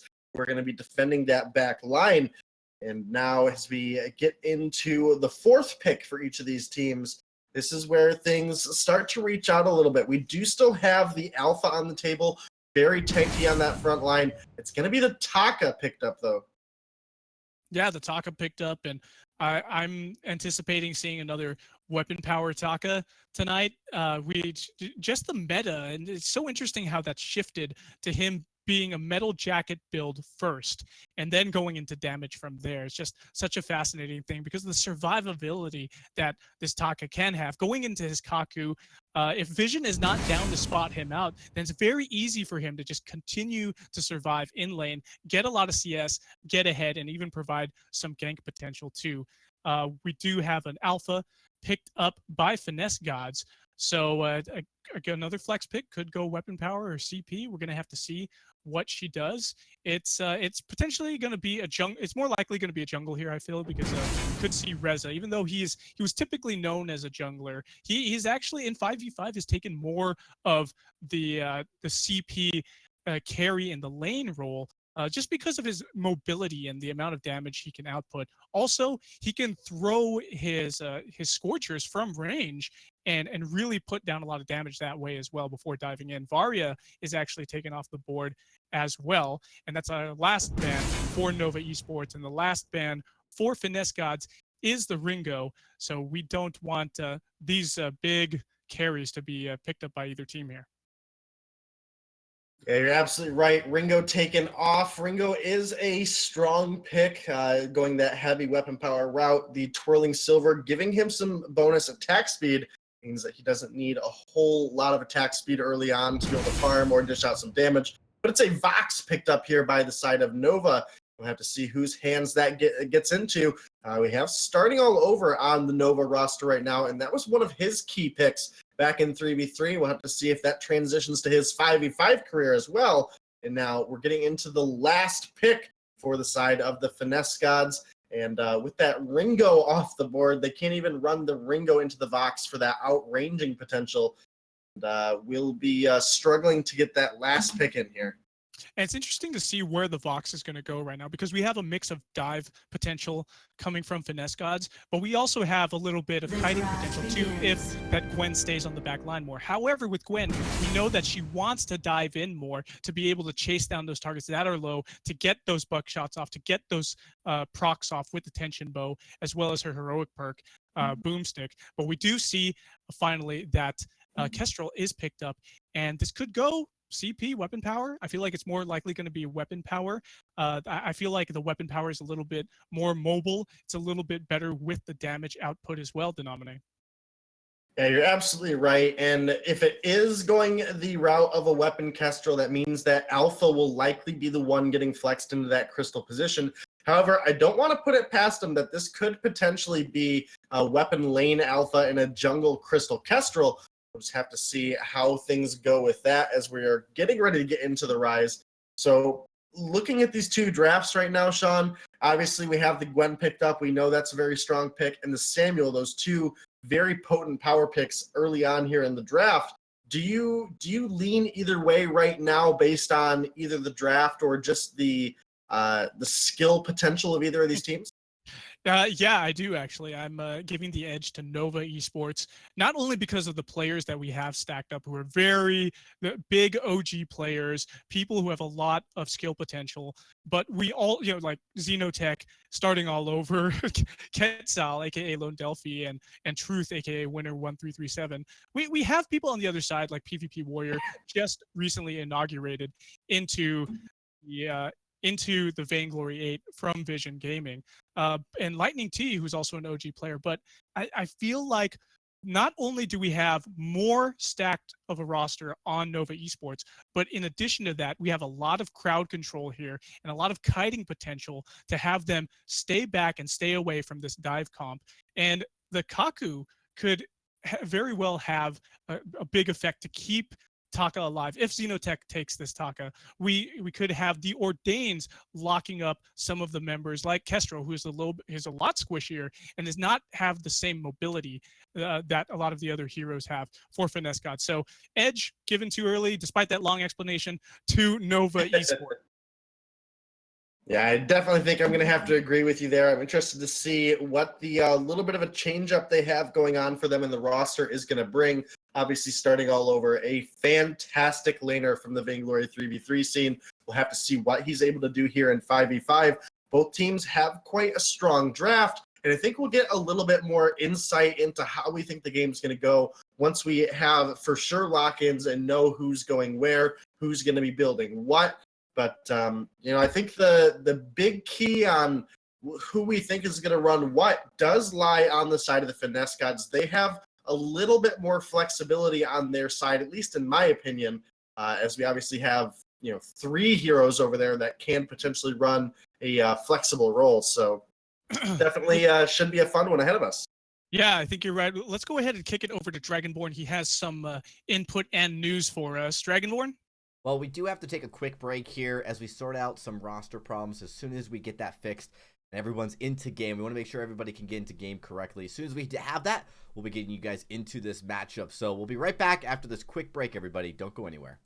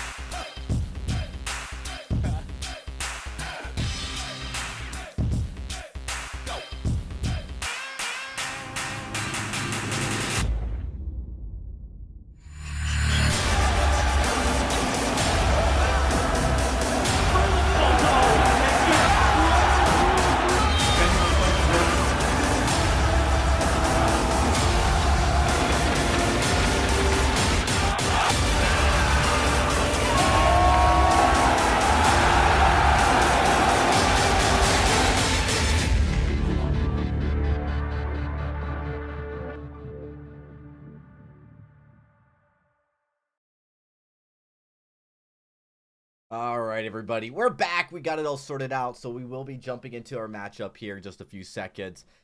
This is, of course, the second series of tonight, Nova Esports versus Finesse God. Nominate. This is one that, I'm excited to see just because I really do feel that both these two rosters could go neck to neck here. And we'll just have to see really how much practice they've been putting in. Because I think for 5v5 right now, what we've seen is the teams that have been putting in a lot of practice have really performed better. Even Misfits, who did lose at 2-0, they looked stronger than some of the other losses we've seen. They were pushing, getting turrets, getting objectives, just unfortunately not strong enough to overthrow, which has been a very dominant Child's Play team from what I've heard during scrims over the last couple of weeks.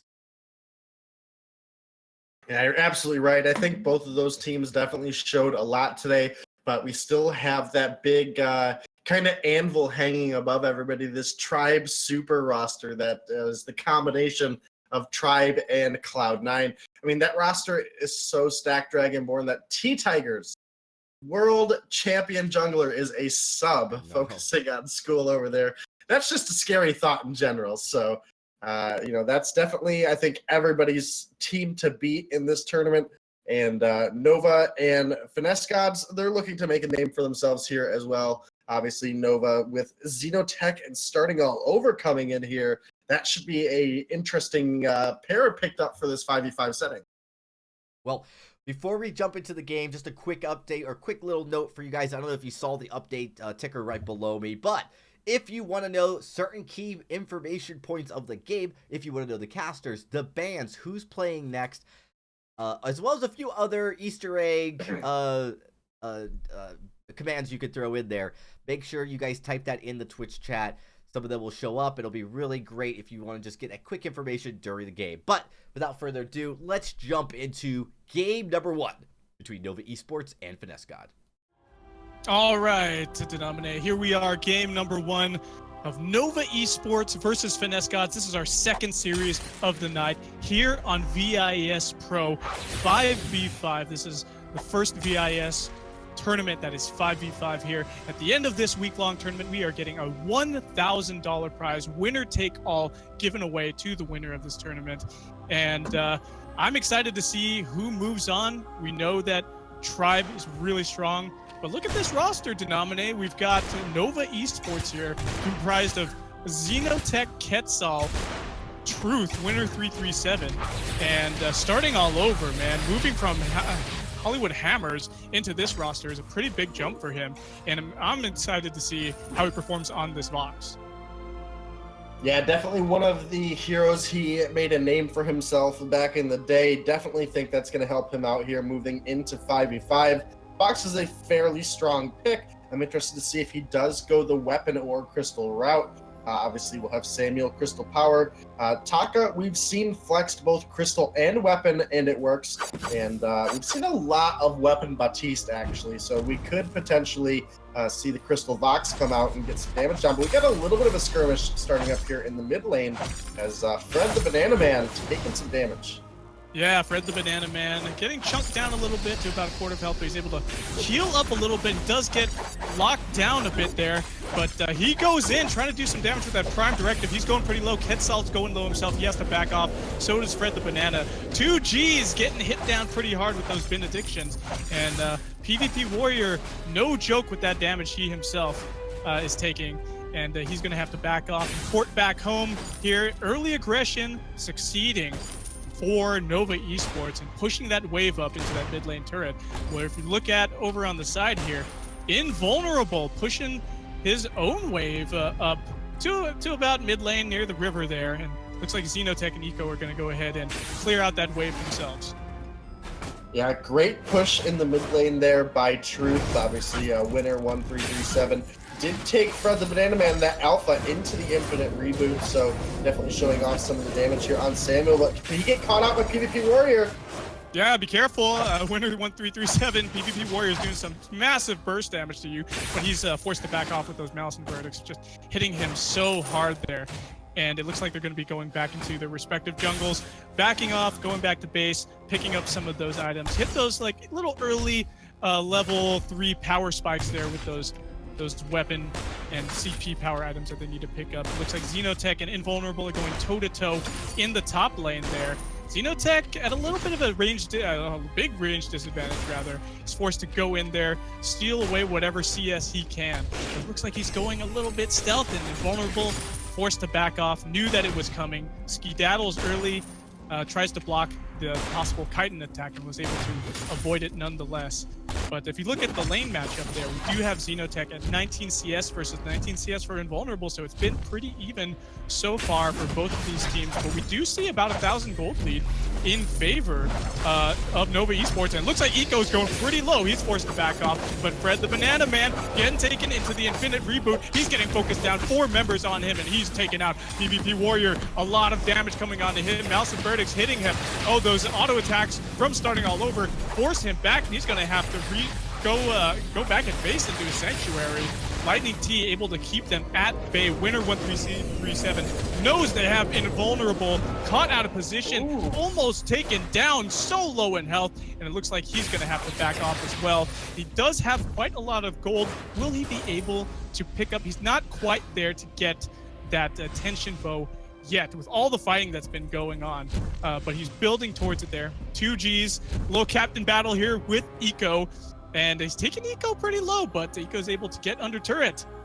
What's the next power spike for these guys here, Denominator? Who are we going to see do the most damage next?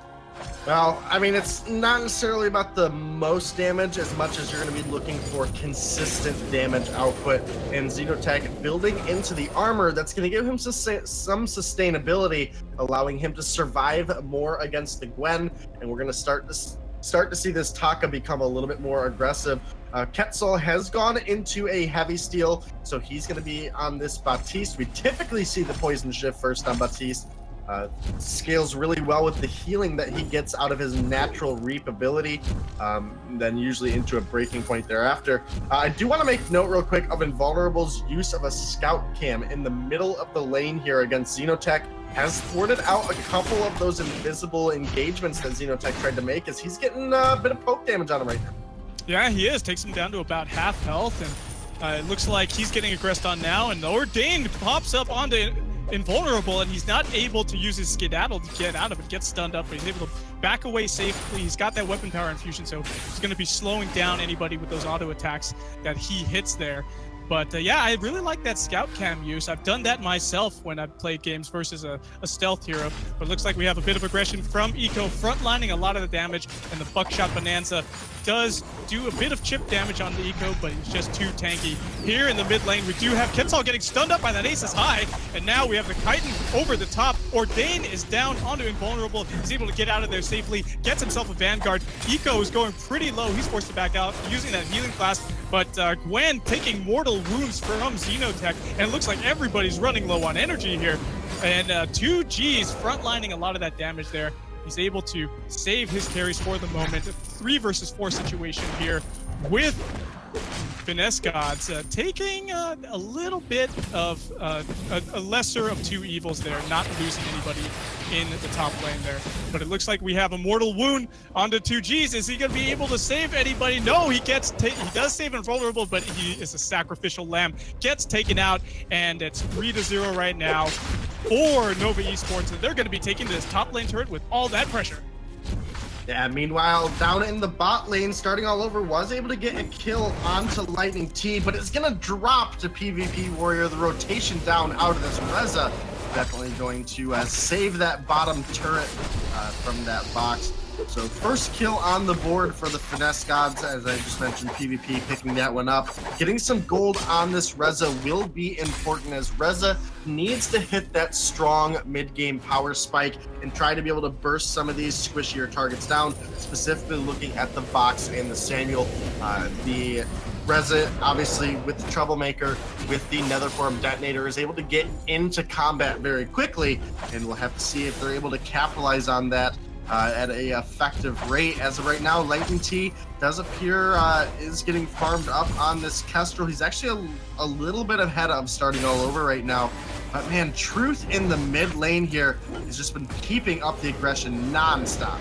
Eco does heal him up though, and he's getting a lot of chip damage from Lightning T, but Lightning T gets damage in return, 365 CP damage. Good stun from that active camo trap onto Eco, and PvP Warrior takes out Winner 1337 on the back line, and now Xenotech is diving in. An Ordained Alpha is no use, and she is taken out. Her face falls off, and she's gonna have to respawn at base. 2G's on next on the list. Fearsome Shade feared back, and he's got mortal wounds on him as well. He is getting bad mojoed, slowed down. Will he be able to get out of there? He's on a sliver of health, but Xenotech trying to come in, trying to look for the sneaky move, but Invulnerable spots him out. He's able to do some mortal wounds onto him, and oh no, he's going up the river, not the speed boost that he wants, and he's just getting slowed down so much. Quetzal next on the menu, taken out. That weapon infusion is dropped, and oh man, it's everybody's dying here in the river. We have 3 members of Finesse Gods taken out.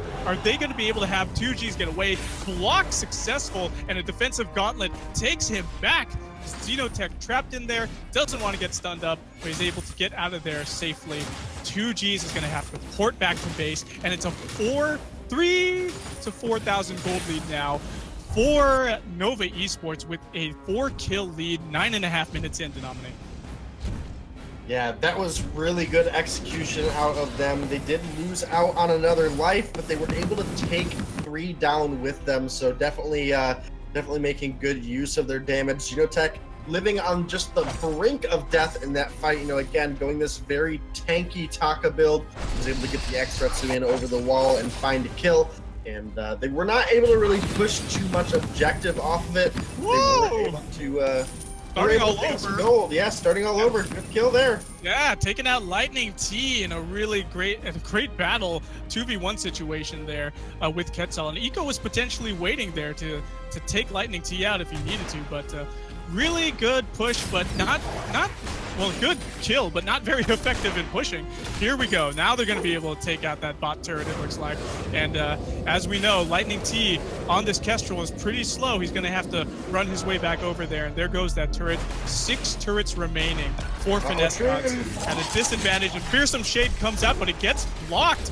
And now we have Gwen, mortal wounds on her. Xenotech has to back off with his Kaku. He gets a lot of damage down onto him. And that scout cam is spotting him out, so they know he's there.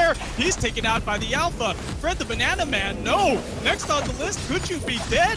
He triggers the termination protocol. He is not able to get enough damage down. 2Gs himself gets destroyed, starting all over, coming in there, taking everybody out with these auto attacks, but it's actually Eco who's the one who takes out Lightning T, and we have a near ace for dead for Finesse Gods. PvP Warrior, the only one remaining. Ghost Wing is on the board, and now it looks like we're going to have a pretty good split push with the members of Nova Esports taking it to the Ghost Wing. Yeah, picking up that team-wide buff will definitely be helpful for them in the next fight. That fight started off looking fairly decent for Finesse Gods. They were able to pick up a kill on Xenotech very early on. Truth was dropped dangerously low by Invulnerable, but thanks to some good plays coming out of Eco, the Fountain, and the Divine Intervention, they were able to get out of that one safely. In fact, picking up quite a few kills for themselves, and Eco getting jumped on a little bit here in the lane. We have 4 in the lane for the Finesse Gods right now. Can they get this turret? It looks like they're going to.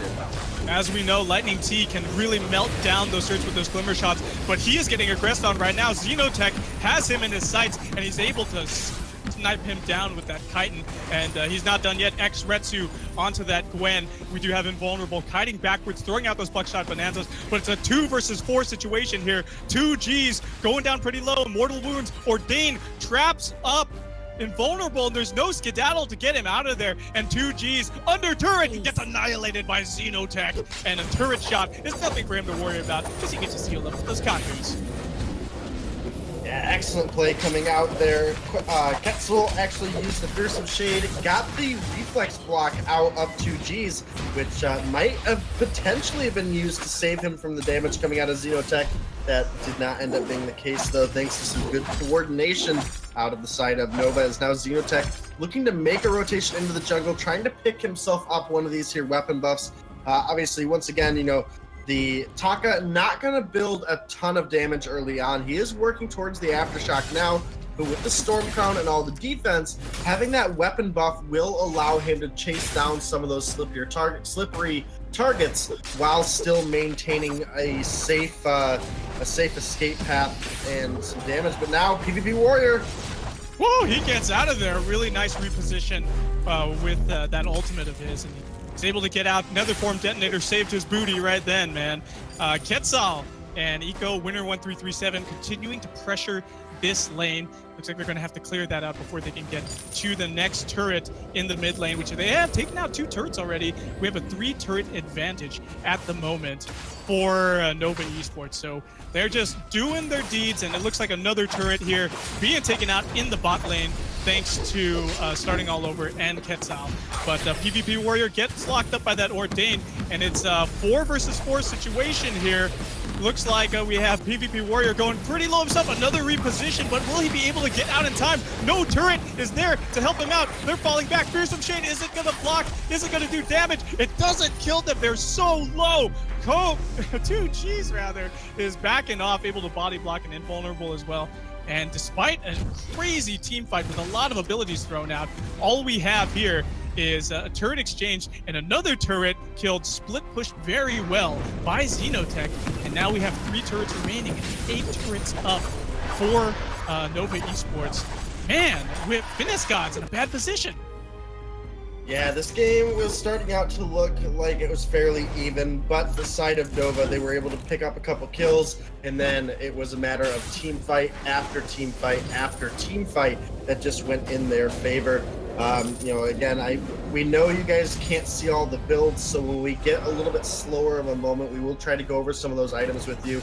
In fact, that might be pretty soon here, but Xenotech, he's on to Gwen. Yeah, Xenotech is on invulnerable. He gets locked up by that Ordained, and he's not able to get out of there on time. Xenotech doesn't quite finish him off, but the kill actually goes over to Quetzal. Really well played by him. 6-1 and 7 right now. And Xenotech continuing to push the aggression. And Fred, the Banana Man, taken down into the Infinite Reboot. He's able to get back up, and another Ordained keeps him down. 2 Gs. Are you going to be a small G, my friend? You are double D, dead on dead.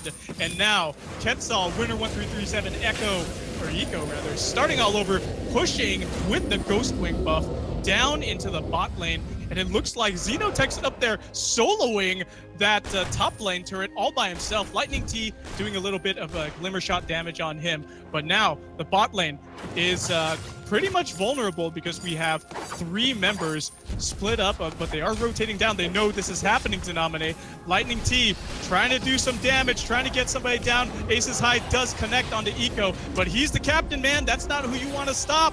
Lightning T going pretty low, getting some Malice and Verdicts in his face. 2 Gs is back. PvP Warrior got himself a Vanguard. He comes in. He goes Troublemaker over the wall, but he's in a bad situation. He is going away. He's backing off with another Troublemaker, and Lightning T throws out that, oh man, the one-shot, one kill doesn't do that much. Too tanky are these members, man. And Nova Esports are aggressing, continuing to go into the base.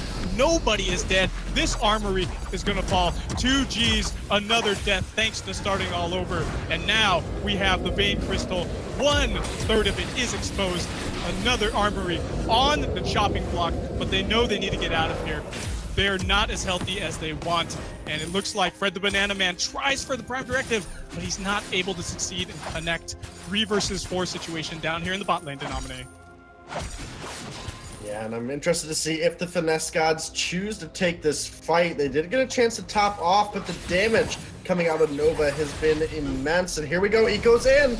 Yep, Eco's in. Fred the Banana Man trapped inside that Ordained. Lightning T falling back. All the damage from starting all over just takes him out, overwhelming him. Power overwhelming. Quetzal getting hit up by that Vein Crystal, slowing him down, but it doesn't matter. He just has too much sustain as this Baptiste. But hold on a second. Could he go down? He's still alive. He's chopping away. 2 Gs. Is he going to go down? Oh, no. He survives. Gets into the Sanctuary. But Quetzal just absorbing so much damage. 4 people on the Vein Crystal turret. It is going down to Nominate, and Nova Esports take game number 1 in the series, 25-4, less than 18 minutes in. Yeah, excellent plays out of both of these teams. In the end, it was Nova able to take it at the 18-minute mark. Huge shout out here to Ketzel, and starting all over coming through on this box. The sustainability this Baptiste provided, and just the sheer damage that Starting was able to do, the ability to dance around the fight and keep himself safe. And 25-4 is a pretty convincing win there for Nova. In the very early stages of the game, there was definitely some light shining from the Finesse Gods, though. They were able to find some picks. They were getting really good damage down in the fights. And I hope that they can transition into game 2 a little bit smoother and try to get some more capitalizations on some of the mistakes that Nova made. Nova Esports, look at Eco, double armor, a coat of plates and metal jacket, reducing so much of the damage output from Lightning T, from Invulnerable. They were able to Eco was able to absorb so much of that incoming damage, and look at that, 12 assists, 3 kills to his name, and 0 deaths. The only member of Nova Esports with 0 deaths on him. Everybody else only had 1. Let's go ahead and throw it back over to Dragonborn at the desk and break this down a little bit further. Guys, what an incredible matchup. Nova Esports, they dominated that game from beginning to end. That was definitely a clean victory. We'll see if they can repeat it again in game number 2. But Denamide, when we talk about lane matchups, being able to win that is so critical. One of the matchups we saw just not pan out was that Kestrel pick. Lightning T, known for his dominant carries, just not able to find it. And we saw Gwen and Alpha. Those are 2 really strong picks. If you look at the draft, you'd say, all right, that you could win with that. But we saw a lot of times the matchups just were favoring Nova each time. Like, they could control some of that too. We saw Alpha diving in a 2v3 when he didn't need to. And, they lose that out. Once you get in too far, you can't get away. Like, one of the things that 5v5 Vainglory does not offer is a lot of disengage once you're stuck in the middle of a fight. Finesse Gods, I feel like going in really deep, trying to make a big play, oftentimes getting stuck way over their head. Yeah, I think you're absolutely correct. And, as you were touching on some of these lane matchups, the key one you hit, Lightning T up against Starting All Over down there in the bot lane, 130 CS to Starting All Over to the 77 to Lightning T. But going back even sooner than that, the Alpha in the mid lane just did not make sense to me into the Samuel. Specifically, the fact that Alpha, while can be a laner, better in either the top or the bottom, kind of filling that utility weapon role. This was a mid lane Crystal Alpha who does not have very good clear whatsoever, which resulted in a lot of push coming out of Truth, who's winner 1337. The matchup there just, in all honesty, I didn't feel like it was the smartest choice they made. I would have liked to see at least the Gwen, if weapon power in the mid, just because she can hold off against the Samuel a little bit better. The Alpha, because it's a melee hero trying to farm up those minions, and the time going the Crystal route that was spent trying to clear those minions out, it just gave Truth way too much time to poke out damage there early. Alpha was never able to make any good rotations with that move speed buff of the river, and it was just Nova in control the whole time. Absolutely. We're going to be getting ready for our second game here in just a few seconds. And as we do, talking about matchups and cover picks, I'd say the biggest thing Finesse Gods have to do is maybe manage that matchups a little bit better. The Alpha can go in so many different positions. You can run him pretty much in any position in a carry role. So I'm surprised that Finesse Gods didn't maybe try to leverage that, move him to the jungle, try to get a better lane matchup. Specifically, just you're going to lose maybe to Starting All Over the bot, right? You could take that, but try to win another lane. They couldn't find any other matchup to take advantage of. Really didn't allow them to stall down the game at all. It really allowed the snowball to just keep building for Nova Esports. Specifically, your mid lane, you want to have someone who has a very quick, clear speed. That way you can utilize the movement speed buff of the river to the maximum amount. You can force the enemy's wave up and then make the rotations for those ganks. That's just something that Crystal Power Alpha in the mid lane is never going to get to do, no matter who she's up against. So I'd like to see a little bit better of a drafting strategy come out of the side of Finesse Gods for game 2. Absolutely. We'll be jumping into game number 2. Could be our last game of the night. It is. We'll definitely be sure to talk about, break it down for you guys. or will we go to a game 3? We've had no game 3s yet, Denamine and Sean.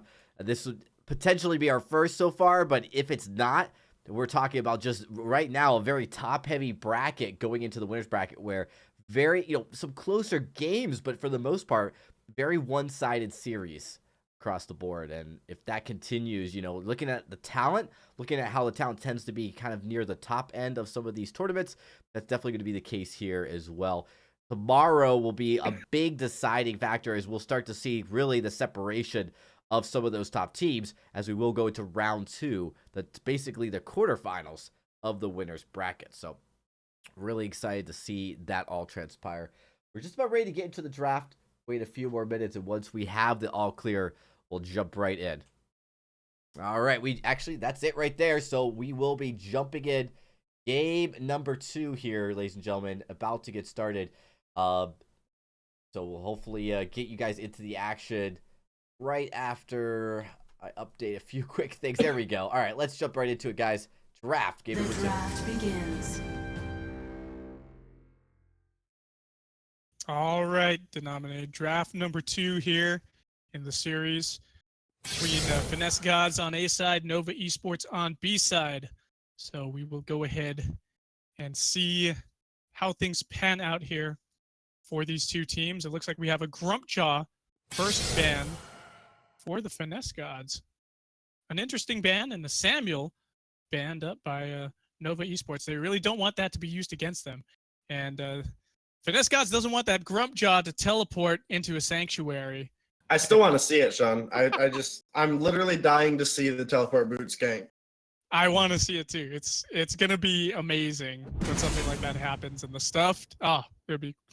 It'll be a gorgeous thing, a gorgeous Grumpjaw. But we do have gorgeous Grace actually picked up here by the Finesse Gods, so potentially, very likely, going to be the captain over here with those divine intervention heals once she spikes with her level 6.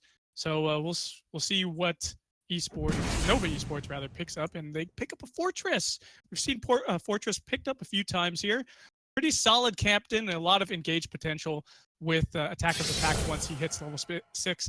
And a Cruel, finally Cruel makes it through the draft tonight, and he's able to get picked up, be picked up by Nova Esports. So we're gonna see a lot of aggression in the jungle here.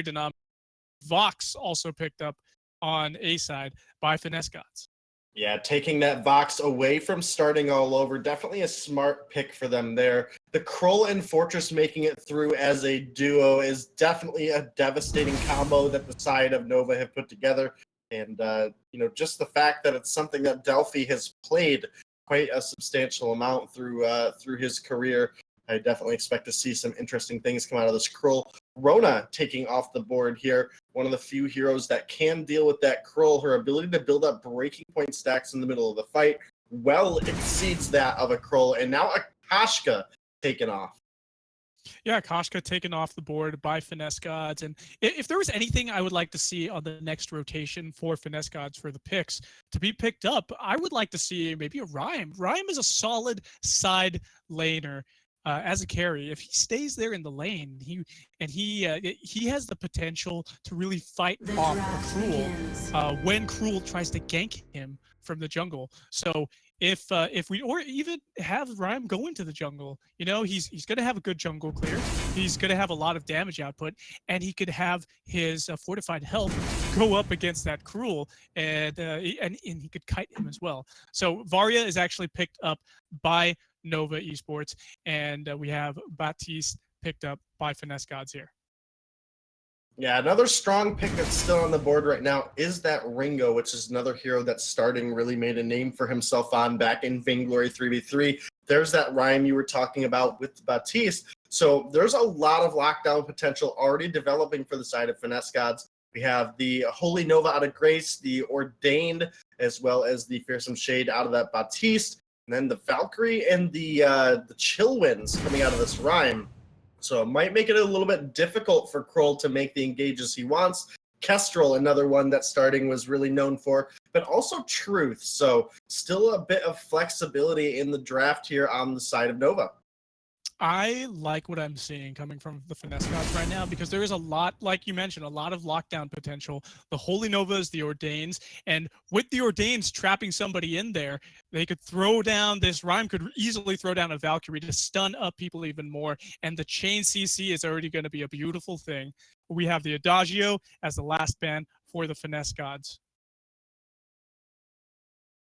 Yeah, one more ban on the table here for Nova. It is going to be that Taka, and that is not going to be allowed for either team now. I'm not sure the Taka would have fit too well in the draft for Finesse Gods, but they needed to pick something. Obviously, we are in a 3-ban scenario with no bonus time, trying to see if these players are going to be able to get used to that one. And then Idris gets picked up, so keeping some flexibility on the side of the Finesse Gods as well. We now have Rhyme very likely going Crystal Power, but then either Baptiste, Vox, or Idris can go that Crystal route. I'm going to suspect it's going to be the Idris into the Krull for that additional range. Now, coming down to the last pick of Nova, it's going to be a Black Feather. Ooh, a Black Feather, which, of course, could go either CP or weapon power. If we have seen the CP Black Feather have some success recently, especially with the SEA inspired builds with that Aftershock first item, he's able to do quite a lot of burst damage as well with those on points and get some life steal too. So the survivability of that Black Feather, along with his mobility, is very good, and he can poke from range, keep his distance, especially from an Idris. But the Idris has got that gap closer as well. He does have, if he goes the weapon power route, he can go in with that instantaneous blink, get some really good 50% amplification on the damage if he maxes out, overdrives his Shroud Step. In addition to that, if he goes CP, he could keep range and play like a mage, just like a CP Blackfeather would, and poke from range with, and I believe he has a 9 range on that chakram of his, and going back and forth, getting a lot of damage down, comboing it with a Shimmer Strike, having it pass multiple times with the Shroud Step too. Whew, a lot of damage potential coming out of that Idris if he goes either weapon power or CP. And we're going to see what happens here when we load into the Rise, Denominate. Who do you give the edge to? Just based on how dominant Nova was in game 1, we talked about a couple of the lane matchups going the way of Nova, but at all points to that game, really, it did feel like Nova was in control. Finesse Gods, they found themselves a couple windows early on where they were able to get a pick, but after that 5 or 6 minute mark, it was all Nova, all Nova, all Nova, with a couple trades coming on the side of the Finesse Gods, but never an actual full fight. We don't see any of the same heroes on Nova Esports that we had in game number 1. So this is going to be an interesting matchup to see how deep the hero pools go. We know these are OG Vainglory players who have played in the Vainglory age, who have played in VIS multiple seasons. So they've got to have deep hero pools here. And we know that they're able to just pick so many different heroes and find success with them. And with this Cruel out there, I feel like the win condition here is to engage with the Cruel for Nova Esports, get some of those weakness stacks down, and poke from range with the Varia and with the Kestrel, and just have those 2 carries survive. They're going to have a lot of damage output. And here we go, loading into the Rise.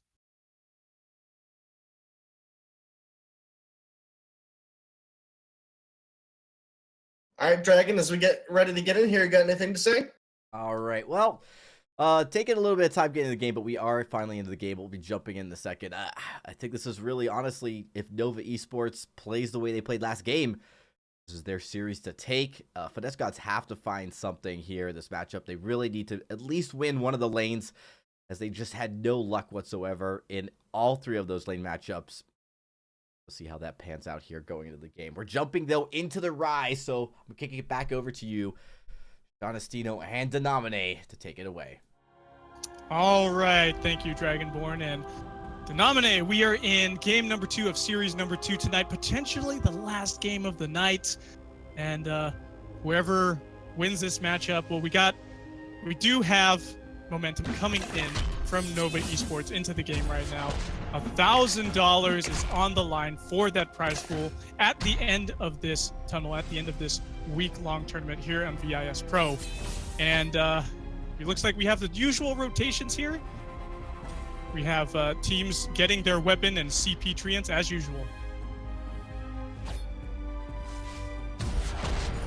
Yeah, absolutely nothing too crazy going on here so far. Both teams kind of sticking to their own sides. Grace trying to stick her nose out. Did some decent damage to Eco there. And we'll have to see where that progresses again. I think Nova, they have a little bit more of a skill advantage here over the side of the Finesse Gods. But, you know, we've got some big names over here on the Nova roster. Obviously starting all over through the last game, had a great performance. He's now been subbed out for FPG, and we're going to have to see how big of an impact that has on Nova's playstyle. Yeah, in addition to that, we have Hero Puddle taking the place of Xenotech as this Kestrel. So it's going to be interesting to see. I don't know if Hero Puddle is another player. If he is another player that we've seen before in the pro scene, go ahead and let me know, Denominator. But looking at the mid lane here, we do see the usual battle skirmishing out. 7 CS to winner 1337 right now. To Invulnerable's got 6 CS, but Invulnerable's got to keep his distance right now. It looks like he may be going towards, he could potentially be going towards the CP or the weapon power route. You still don't know, but I would think in this lane matchup, to keep his distance is probably the wisest thing to do, at least here early game. Make sure he doesn't get chip damage onto him from winner 1337, because a lot of damage early game can come out of that barrier. And it looks like she's getting aggressed on right now. 2Gs coming in. That Chakram from extended range is not able to connect with winner 1337. And Quetzal going into those bushes there, taking out those scout cams that were providing some additional vision for the Finesse Gods right there. Looking at the top lane, listen, what's going on in the top lane, Denominator? How's this matchup going?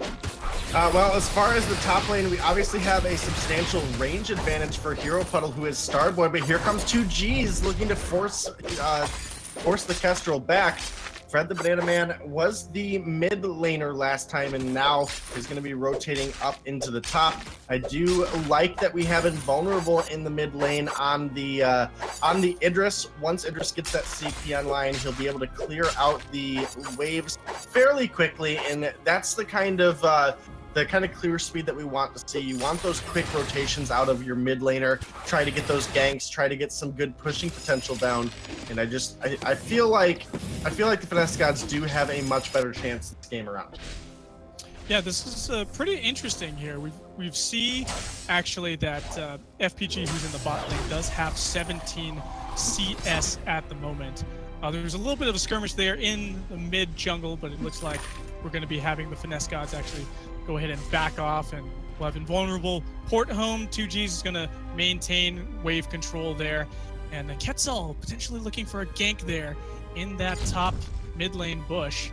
It looks like Kroll specifically, Sean, sorry to cut you off there. Oh no, let's go ahead. Has the weapon buff, and that's almost like an early game shiver steal. And for Kroll to have that kind of gank potential, they do need to use this early on so that they can try to take an edge. And you know, again, Delphi is a profound Kroll player, and now we see him rotating up with that weapon buff, but Fred the Banana Man smelled it out and has gone back to his turret. So good rotation back to safety there by Fred.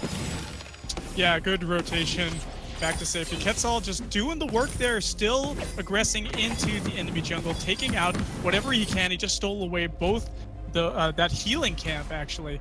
And Hero Puddle is now going to be taking out that scout camp there. River Shops have arrived. We are 5 minutes into the game, and right now, despite the aggression and the camps being just stolen away by Quetzal, there is a 500 about gold lead for Finesse Gods at the moment. And it looks like we have some aggression down here in the bot lane. Eco getting chipped down pretty well, as well as FPG. It was a 3v2 situation there with Lightning T, 2Gs, and PvP Warrior are going to back off. But hold on there, Lightning T. You root down Quetzal. Will he be able to get out of dodge? And despite the fortified health, the matchup between Quetzal and him was not going in his favor. But now we have 3v2 situation here. Quetzal pretty low himself. He needs to be able to port back to base and heal up at the Sanctuary. And now we have a 3 versus 2 situation here in the mid lane. Fred the Banana Man going pretty low there in the top lane. Will he be able to get taken out by those glimmer shots? They're so close to him, hitting him. But watch out. Hero Puddle's thrown down an active camo trap. They know it's there. They're just going to go ahead and back off. And who have we got hitting some power spikes at the moment, Denominate? I was just about to mention that a couple key spikes we have here is the tension bow built for Hero Puddle and Quetzal, as well as the Shiver Steel for Eco on the side of Nova. Meanwhile, in the top lane, Fred the Banana Man has picked himself up a metal jacket and needs to get a little bit more health built now to counter that tension bow coming out of the Kestrel. Idris is approaching his divergent path for the crystal power, and Rhyme is coming up close to that Dragon's Eye, but has not quite hit it yet. So, you know, we're getting to some power spikes on the side of Nova, and despite being a little bit ahead on the gold, we haven't had the purchases yet on the side of Finesse Gods. There's one right there, though. Idris Shatterglass now has that divergent path as 2Gs is on the run. Yeah, 2Gs on the run, trying to get out of there. We do have Anvil's Hammer coming down upon Fred the Banana Man, actually. He takes some of that damage. He's down to about quarter health. Hero Puddle aggressing on him there in the top lane. Will he be able to take him down? He is dangerously close to getting taken out. He needs to be really careful there. And in the mid lane too, Invulnerable, getting a good wave pushed up into that mid lane tier 1 turret there. But Quetzal sneaking around the back there, trying to get at Fred the Banana Man. He's coming in with that Shadows Empower Me perk, and he takes him out. Gone. First blood going over to Quetzal and Nova Esports Denominate. Yeah, with 2 tension bows up here in the top lane and a Crow with weapon buff, that turret is made short work of. That's going to be first objective going over to the side of Nova, bringing the gold lead slightly in their favor for this first time this game. PvP Warrior, Poison Shiv online, now working into the breaking point, and that's going to be a decent spike for him. Eco, though, has recalled the top off his health, and PvP Warrior has traded out the bottom turret for the top turret there. So 1-to-1 as far as the objective goes, and Eco now trying to get that fountain online, something that Grace already has built. It's a pretty smart move here, what Finesse Gods is actually doing. They traded turrets there, and we have a very healthy team actually going down, diving under turret there. I don't know if that was the wisest move to do. We have Mortal Wounds onto 2Gs. He's going down. He becomes dead meat. Lightning T and Invulnerable are forced to fall back there under their own turret. Careful, man. They're getting some glimmer shots in their faces. They don't have vision in those bushes now. And Winner1337 and 3 of his teammates are waiting there. Quetzal, he's in that bush. Fred the Banana Man spots him out with a bit of that bad mojo there. And we have an objective lead, actually, for Finesse Gods at the moment, Denominate. Yeah, that heavy push in the mid lane, while they did drop dangerously low, they were able to pick up that objective. They were able to pick up some gold in their pockets, and that's going to help them hit some of these power spikes we expect to see. Lightning T has actually gone Shatterglass first on the Rhyme, which is not typically what we see, which will provide him a little bit more upfront damage, but not that really heavy scaling damage. So we'll have to see how that works out for him.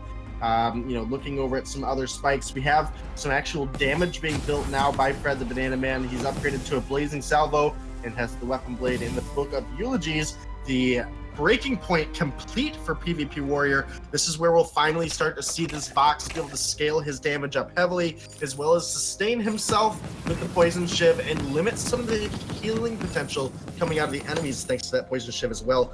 Idris Shatterglass online needs to get into that alternating current, though. Does not even look like he's building towards it right now. Looks like he's going into that Dragon's Eye first, and the more attacks you can get out with an Idris, the more damage you're going to do. He does 100% crystal damage on his basic attacks, and then every other attack with an alternating current does that additional packet of crystal damage. So going 100% into damage, maybe not the smoothest transition here for this Idris. Hold on there, Fred the Banana Man's going pretty low. Actually is able to fear some shade to get out of a bad situation. Quetzal was going in with a double buff right now, CP and weapon buff. That's a dangerous Cruel rotating through the jungle, coming to mid lane, looking for a gank on either of the carries that could be coming up there. It looks like he was going in, but we have some good damage coming out from 2Gs to hold him at bay. Now Quetzal does spot out that scout cam, so he's going to be able to take that out. I actually like the Shattered Glass first item here on Lightning T Denominate. I remember back a few patches ago when Shatterglass and Journey Boots were the first 2 items that you built on Lightning T, on Rhyme, and that allows him to just be so mobile and just to do so much damage output at the same time. Once he gets in any damage onto an enemy, then he's able to just reset his cooldown to 12 seconds on Journey Boots and keep aggressing onto the enemies. But Invulnerable gets a little bit damage onto him with those Glimmer Shots. He's able to stay back. It's a 3v4 situation here in the mid lane. Winner 1337 gets aggressed on. Holy Nova goes wide. 2Gs, you're in a bad situation, my friend. You're dead. And a big one-shot, 1-kill onto Invulnerable. The Wolves are popped. Attack of the Pack is coming out. They have to deal with those, otherwise they're going to get mortal wounds on them. And a really good from Hell's Heart PvP Warrior. He's taken out by Quetzal. And now we have Quetzal trying to do something, trying to go in. And, whoa, Hero Puddle doing the work with those Glimmer Shots, staying on the back line on a sliver of health. And we have the tables turned a little bit, kind of, sort of. Nova Esports aggressing onto this tier 1 turret, but they got to be careful. Fred the Banana Man trying to troll them out with the portals back, but he knows he's so healthy and he can do a lot of damage to them. Winner 1337 to Eco, they're forced to back off. No tier 1 turret for them. What are they going to do, Denominate? Well, Poison Shift complete on this Baptiste. It's where he's going to start to be able to start sustaining these fights a little bit better. But Fred the Banana Man, he's making a rotation. Can they get Truth? Making a good play, and now they're able to take him out. The Varia's down. Winner 137. It's going to have to respawn at base now. But now we have 2-on-1 situation, or 2-on-2 situation here in the jungle. Eco going pretty low. He's forced to back off. It was actually a 3v2 situation, and I couldn't see that. They were all stacked on top of each other. Oh man, the Ordain's down. FPG blocks it out with his Rose offensive, getting out there. But oh man, the resonance damage is just insane. Under turret, will he be able to survive? PvP Warrior gets stunned up. He's not able to finish off FPG. He's backing off. So is Quetzal under turret. It's a 3v1 situation here, but still, that Cruel is just too heavy, too hard for them to deal with. And now that Anvil's Hammer doesn't do too much, and looks like the teams are going to retreat to their respective lanes and jungles, and we have some pressure here in the top lane, Denominate. Yeah, we absolutely do. As that turret gets taken, Finesse Gods doing their best to hang on in this game. They've been able to maintain a gold lead, even though the fights have been slightly more in favor of the side of Nova. Still waiting on quite a few players here to scale up. For example, we do need to get Truth scaled up on the Varia. He's now completed the Dragon's Eye to go with his alternating current, and that's a pretty big spike. Now, at the same time, though, Invulnerable, the Idris for the side of Finesse Gods, has the Shadow Glass, has the Dragon's Eye, and is now finally working into that alternating current. He is going to start to be a huge threat coming out of the side of Finesse Gods. Got a little bit of farming down here in the bottom by FPG, but here comes PvP Warrior, and they pick a 1v1 fight here. Yeah, it looks like they're not going to necessarily do it. They're rotating. PvP Warriors rotating up the river, going towards that mid lane. Looks like there's some team communication here to try to get something done and continue to push mid. They really are doing very well for themselves right now, having taken out 3 turrets already. 2Gs comes in, Benediction. Oh man, yeah, he gets stunned up with the From Hell's Heart. PvP Warrior does, but the heal is good enough to keep him alive there and healthy. And now we have a 5 versus 4 situation here, 5v5 now. Everybody's getting damage taken. They're trading back and forth. Winner 1337 throws out that Stormfort Spear. Damage lightnings around, but it looks like we're gonna have Finesse Gods go ahead and back off, and it looks like we do have everybody just resetting for the next fight. Yeah, it does appear to be the case as we have some players regrouping. Looking down at the bot lane right now, PvP Warrior does have FPG forced up underneath turret, and I can definitely feel Nova struggling at the loss of starting all over here in this game. And we've got 3 other members converging on the PvP Warrior. This is not a good man. He's taken down to half health, but he's surviving. He's doing the damage that he can. It wasn't enough to take out FPG, and 5 members converging on him is not a good idea. FPG taken down, but the split push is real. Lightning T doing what he can. Invulnerable going back, doing what he can to get out of dodge. And now we have a Valkyrie comes down, gets blocked off, and we see the Idris continuing to fall back, survive. Kite backwards. Can he get under turret in time? It's not enough. Quetzal takes him out. Eco doing the good dirty work as this Fortress needs to, helping his team survive. Lightning T taken down low. Winner 1337. Whoa, baby. Throwing out those Stormforge spears. Fred the Banana Man. Oh, man. Weeping a little bit. It looks like we're going to have the teams go in after Ghostwing now. There's a lot of potential here for a steal on GW, Denominate. Well, especially since they have that cam down underneath Ghostwing, they have the vision there. 2Gs realistically can keep the aggro on and keep Ghostwing from healing. Lightning T taking a lot from Hero Puddle, though. Oh no, we were able to see them actually port back to base. FPG's going pretty low, and we do have PvP Warrior actually get the kill onto this Kestrel there. Really well done. Hero Puddle's going to have to respawn at base. It's a 5v4 situation here, but the health bars are blinking at the moment, Denominate. Another Stormforge Spear goes wide. They're not able to connect.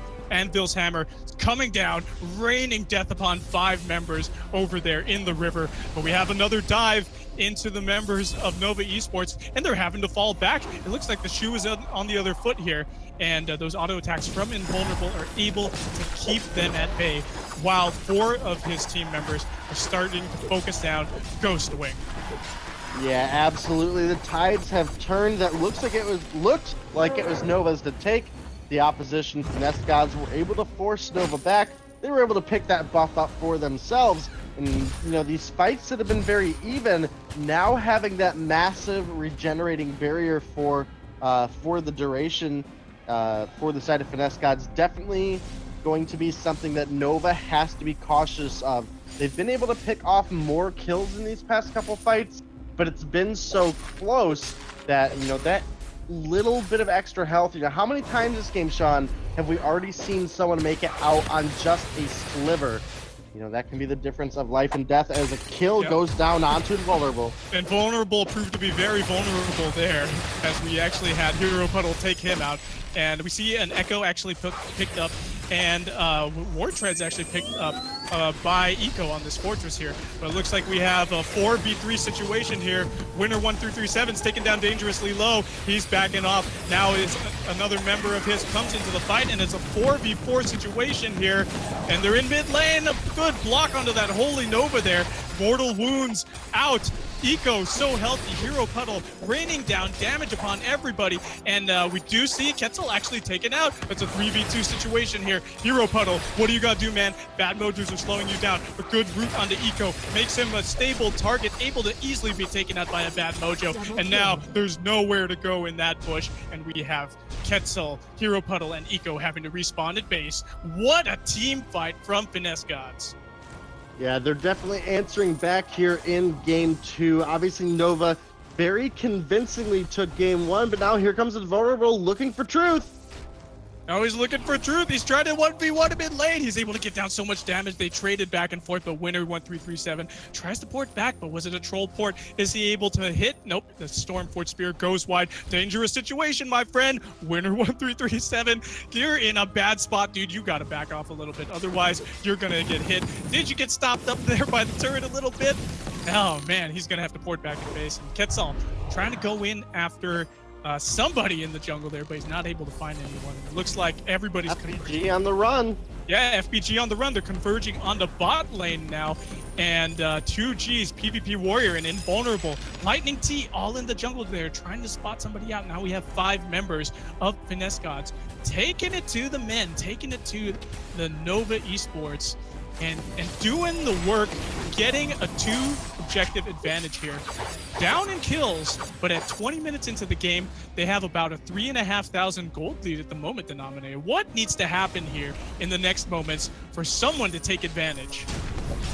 Well, we definitely need to get some solid damage coming out of Kestrel right now. The Bloomer shots have never really felt like they're landing onto the most optimal targets, let alone the fact they also aren't consistently landing onto the same target. And while that's only so much in your control, the positioning overall out of Nova just feels much sloppier than last game.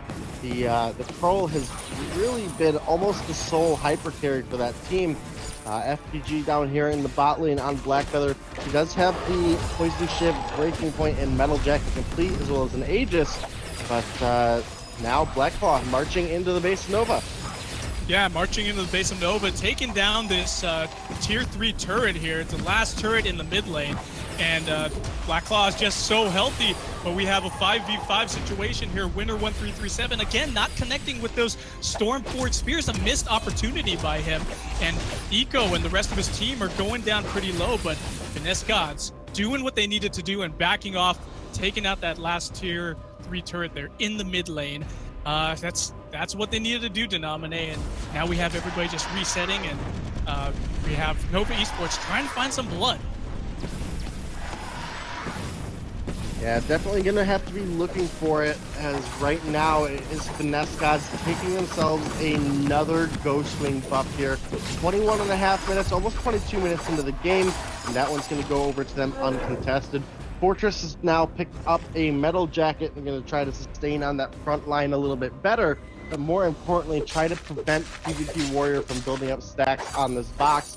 For the past couple of fights, even though the kills may not reflect it because of how close this game has been, PvP Warrior has been dishing out a lot of damage here on this box and scaling up the breaking point very well, and that's something that Nova need to watch out for. We have an Atlas Pauldron online from the Kroll, but that's it. So Nova's fight is really going to be dependent on if Delphi can get himself into that position where he can slow up this Vox's attack, lock him down, and clean up the kill.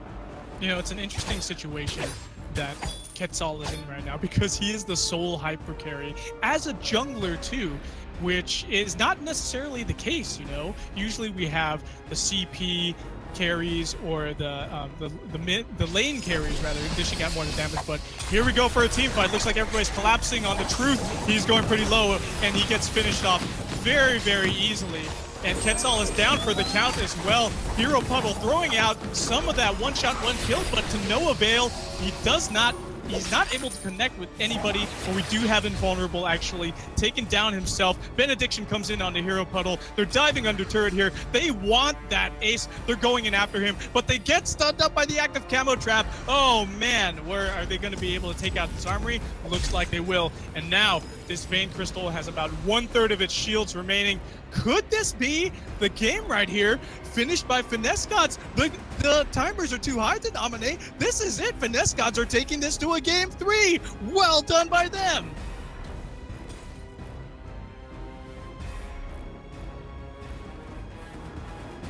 And I'm not sure if we lost Denominate there for a second, but anyway, it's that's it, guys. Ladies and gents, we're going to a game 3. Finesse Gods, 12-11 victory for them. About a 5,500 gold lead into the game. 23-minute game here, and such a close score.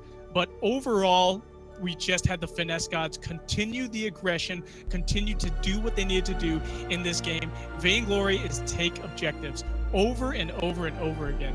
So really well played by them. We had Quetzal trying to do a lot of work here on this Cruel, and this Cruel slipped through, but unfortunately I feel like they weren't able to capitalize well enough, and Hero Puddle and Winner 1337 on this Varia were not able to output the damage that they needed to take down the members of Finesse Gods.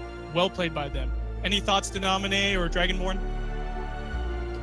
Well, I mean, this was a much closer game. We talked about how Finesse Gods would have to win some of the lane matchups if they want to have a shot. Now, we did see some substitutions over Nova.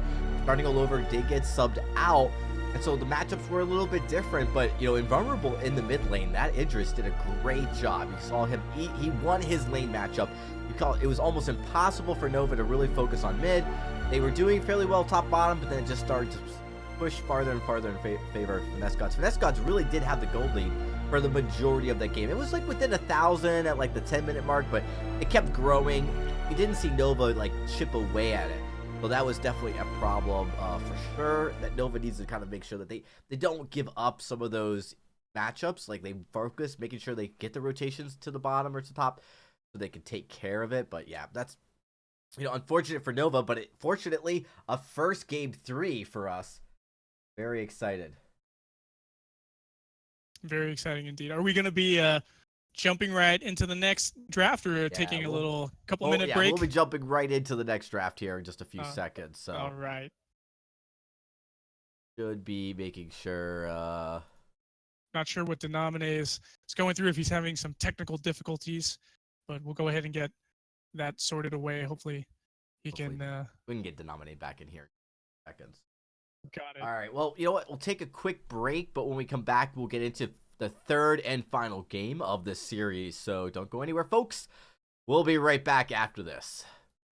Taking towers, acing enemies, and building winning decks is a ton of fun, but live streaming mobile games can kind of be a hassle. Software, stream keys, capture cards, and cameras. The only thing you really need is right in your hand, your phone. With Mob Crush, one tap, and you're broadcasting live to all your fans, wherever they are. It's super easy and super free. We'll even hook you up with sponsors so you can make cash while you play. Download the app, go live, get paid. Mob Crush.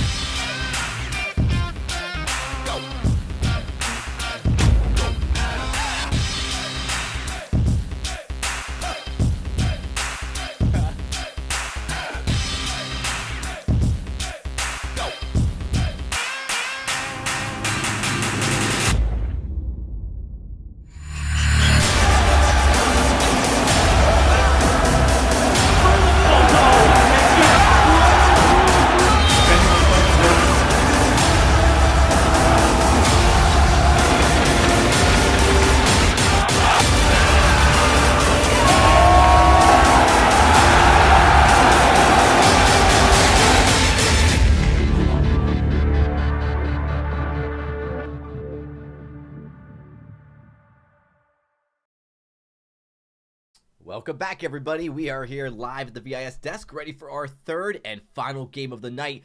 We are watching Finesse Gods versus Nova Esports here in a best of three, going all the way to third game, our first game 3 of the night, as we get ready for the draft of this final matchup.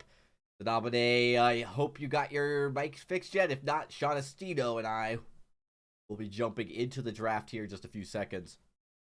And when we talk about... Oh, okay, great, Denamine. All right, well, let's talk real quickly as we wait for the draft to get started here.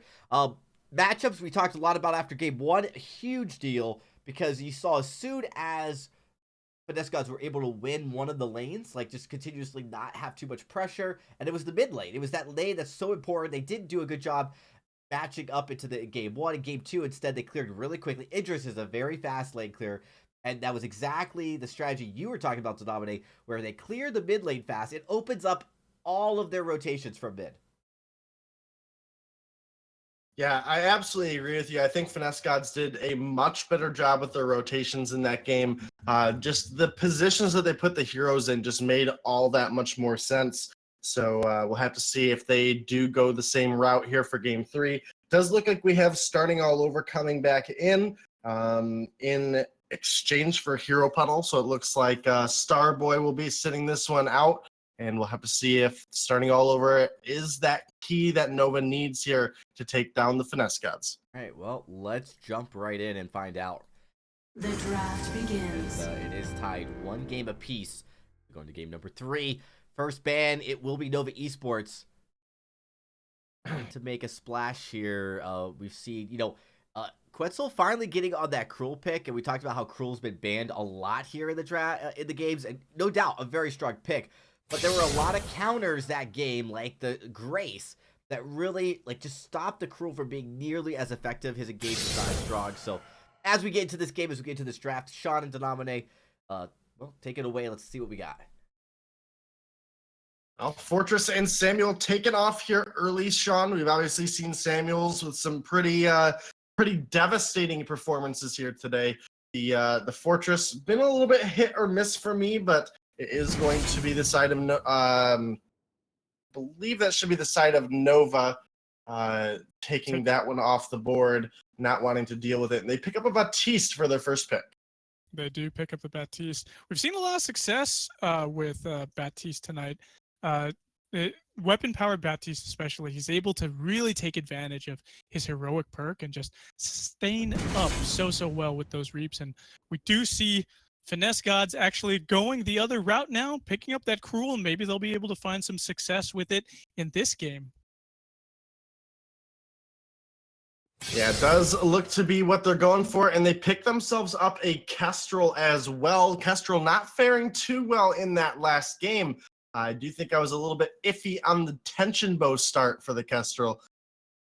We will have to see what path we get here this time around. Is it going to be weapon? Is it going to be crystal? Typically, right now in the casual meta, at least, we see a lot of that heavy crit Kestrel following up the Sorrow Blade. But Nova, they're going to answer back with a Grace pickup for themselves. They're going to pick up the Grace. Pretty solid captain choice there. We've seen Grace having success tonight, and she's able to absorb a lot of damage because she's just so naturally tanky. And especially if you're able to negate a lot of the incoming damage with two armor items there as well. So we'll see if we have Nova Esports pick up that kind of a Grace, but now we have the ban for Finesse Gods is Reza, actually, so they don't want Reza to be hopping around and putting the pressure on this Kestrel there. Yeah, Reza is actually really good at getting past those Kestrel traps and finding a secure, heavy amount of damage. Got time ticking away here on the side of Finesse Gods. They're going to take the Arden off the board, and Arden Krull, definitely a very potent combination. And things get incredibly hectic here on Sovereign's Rise in the 5v5 when that gauntlet drops. And there is just bodies everywhere, Shaunistino. Bodies dropping everywhere like it's hot. Arden, he's able to do so much work and just keep everybody in an enclosed space with this huge map that we have here, and death is sure to ensue afterwards. But we have Lance actually picked up, and I don't know if we saw Lance yesterday, but this is the first time we've seen Lance tonight here on the Rise.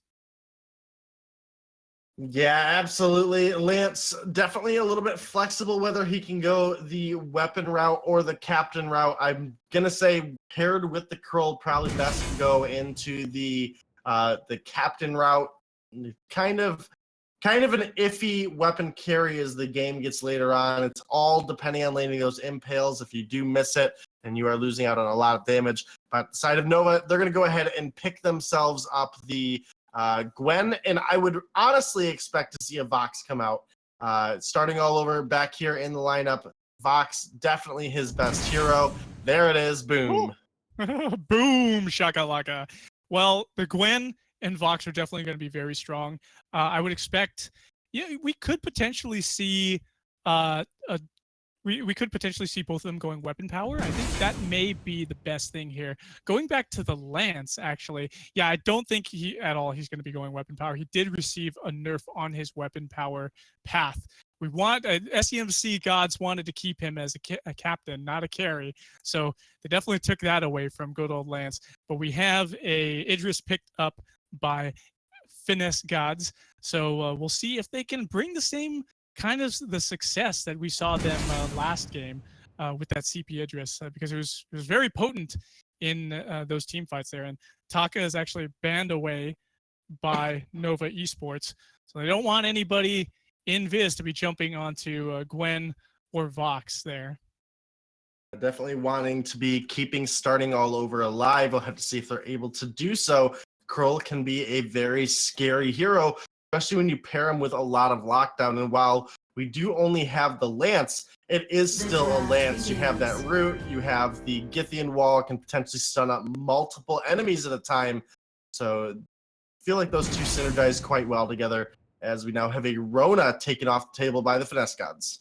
Yeah, Rona is off the table. Getting back to Lance, actually, I feel like it's going to be a difficult situation for him to get these stuns. Look at the composition that we have. This is more, I feel, of a kiting composition. And it could potentially have some dive as well if they really want to chase after targets. They have a lot of dive potential, but I feel like they could kite as well. So if they stay on the back line, stay away from the Githian walls that this Lance could be using on them, they could prevent a lot of these stuns into the jungle walls and the lane walls. So we'll have to see how that plays out as well. And it's finally an alpha that is picked up by Nova Esports, the tanky alpha that we've seen some success and some fails with tonight here on the Rise. Yeah, absolutely. Alpha probably going to be going down the crystal route, as well as Batiste probably going to be going the crystal route as well, unless we see that box get flexed into that route. A couple seconds here left for the Finesse Gods. They're going to go with a Rhyme, who's actually a pretty decent counter into the Alpha, so long as Rhyme is able to soak up the prime directives, build up that fortified health, and survive the onslaught that an Alpha can put down. We have seen success with Rhyme here on the Rise, and I'm so glad that we're seeing this happen. I don't know if we saw Rhyme yesterday, but Rhyme is the sleeper carry or even jungler that has been out there in 5v5 for a while. I've had some games going up against a Rhyme, and it is not pretty. And I had a game myself where I was like, hey, why not go ahead and play Rhyme? Let's see what happens. And I caused havoc out there. So we're going to definitely see how Nova Esports is able to play this Rhyme. If they're able to pull out a win, we have Finesse Gods with momentum right now.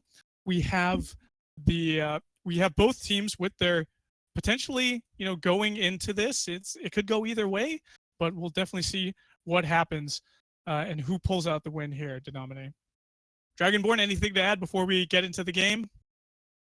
Well, just that this is going to be an incredible matchup. I mean, seeing Finesse Gods come back against Nova. Now, granted, we did see a substitution coming in. We'll see if that really alters the matchups we saw in the lane of Game 2, because that's where Finesse Gods really did well. Now, we see them. They picked up that Idris again. I'd say really focus on that mid lane. Finesse Gods have to win one of the lanes, and the mid lane is such a crucial lane that if you don't apply pressure, it's going to be a big push for Nova to be able to start to inch back in. Nova was behind in gold all of Game 2. If they could get ahead in Game 3, we could be seeing them take this series. We're just about ready to get into this match, though, in just a few moments, guys. So once the game is in, we're loaded in, we will be jumping to our third and final game of the night.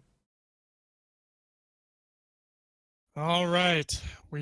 While we are loading into the Rise, it looks like we have Lightning T on this Cruel, Invulnerable on the Rhyme, and Xenotech on the opposite side has got himself that Alpha. Glad he's coming back in here. He sat the last game out. He had such a strong game as that Taka. So him jungling again is going to be something to be feared, I feel, Denominate. But we're in here onto the Sovereign's Rise. Game number 3 of the second series tonight here in VISPRO. Nova Esports, FNG, Finesse Gods. Both teams have won one game apiece. Finesse Gods have got momentum coming in to game number 3 tonight. Will they be able to take the win, or will they be knocked into the elimination bracket? Or will it go vice versa? Will we have Nova Esports continue? Only time will tell, and we'll only see what happens after this game, Denominate. Well, no matter what happens here, both of these teams will continue. It is a double elimination tournament, so the loser will move down into a elimination bracket and have a second shot at life here in this tournament. We obviously have starting all over in Xenotech coming back in once again for the side of Nova, and this should shake things up quite a bit. This is the lineup they won game 1 with and won it in very convincing fashion. Starting all over has actually gone on the Gwen, though, and it's going to be Truth picking up the Vox for the mid lane. Ooh, this is very interesting. And not only that, but we do see that beautiful Vox on Ice Skin, Blades of Glory fashion coming out right there. Looks like we have a little bit of aggression onto Xenotech there in the top lane. It's cool to see Xenotech actually taking up being in the lane as opposed to being a jungler, and still using the jungle type heroes from 3v3 and finding success with them in that top lane there. So kudos to him for continuing to do that. We have a 3v1 situation here, but it looks like Quetzal is rotating down the river, getting that river buff for him to be able to assist bot lane, see what he can do to gank PvP Warrior, and he gets ordained up, and now Xenotech comes in with the prime directive. PvP Warrior is taken really low, but it's actually Lightning 2 who finds the kill onto Quetzal. Vice versa, man. He did not see Lightning T sitting there in that bush. He got a good gank onto him when Quetzal was the one who he thought was doing the ganking. And it looks like there's those Gythian walls getting some of those stuns that we were talking about, Denominate. Xenotech now himself down to about half health after popping that flask of his. PvP Warrior looks like he's going to be porting back to base, and it looks like everybody's just going to be resetting for now. Yeah, absolutely. First blood going over to the Finesse God Xenotech, trying to grind away at some of his farm up here in the top lane.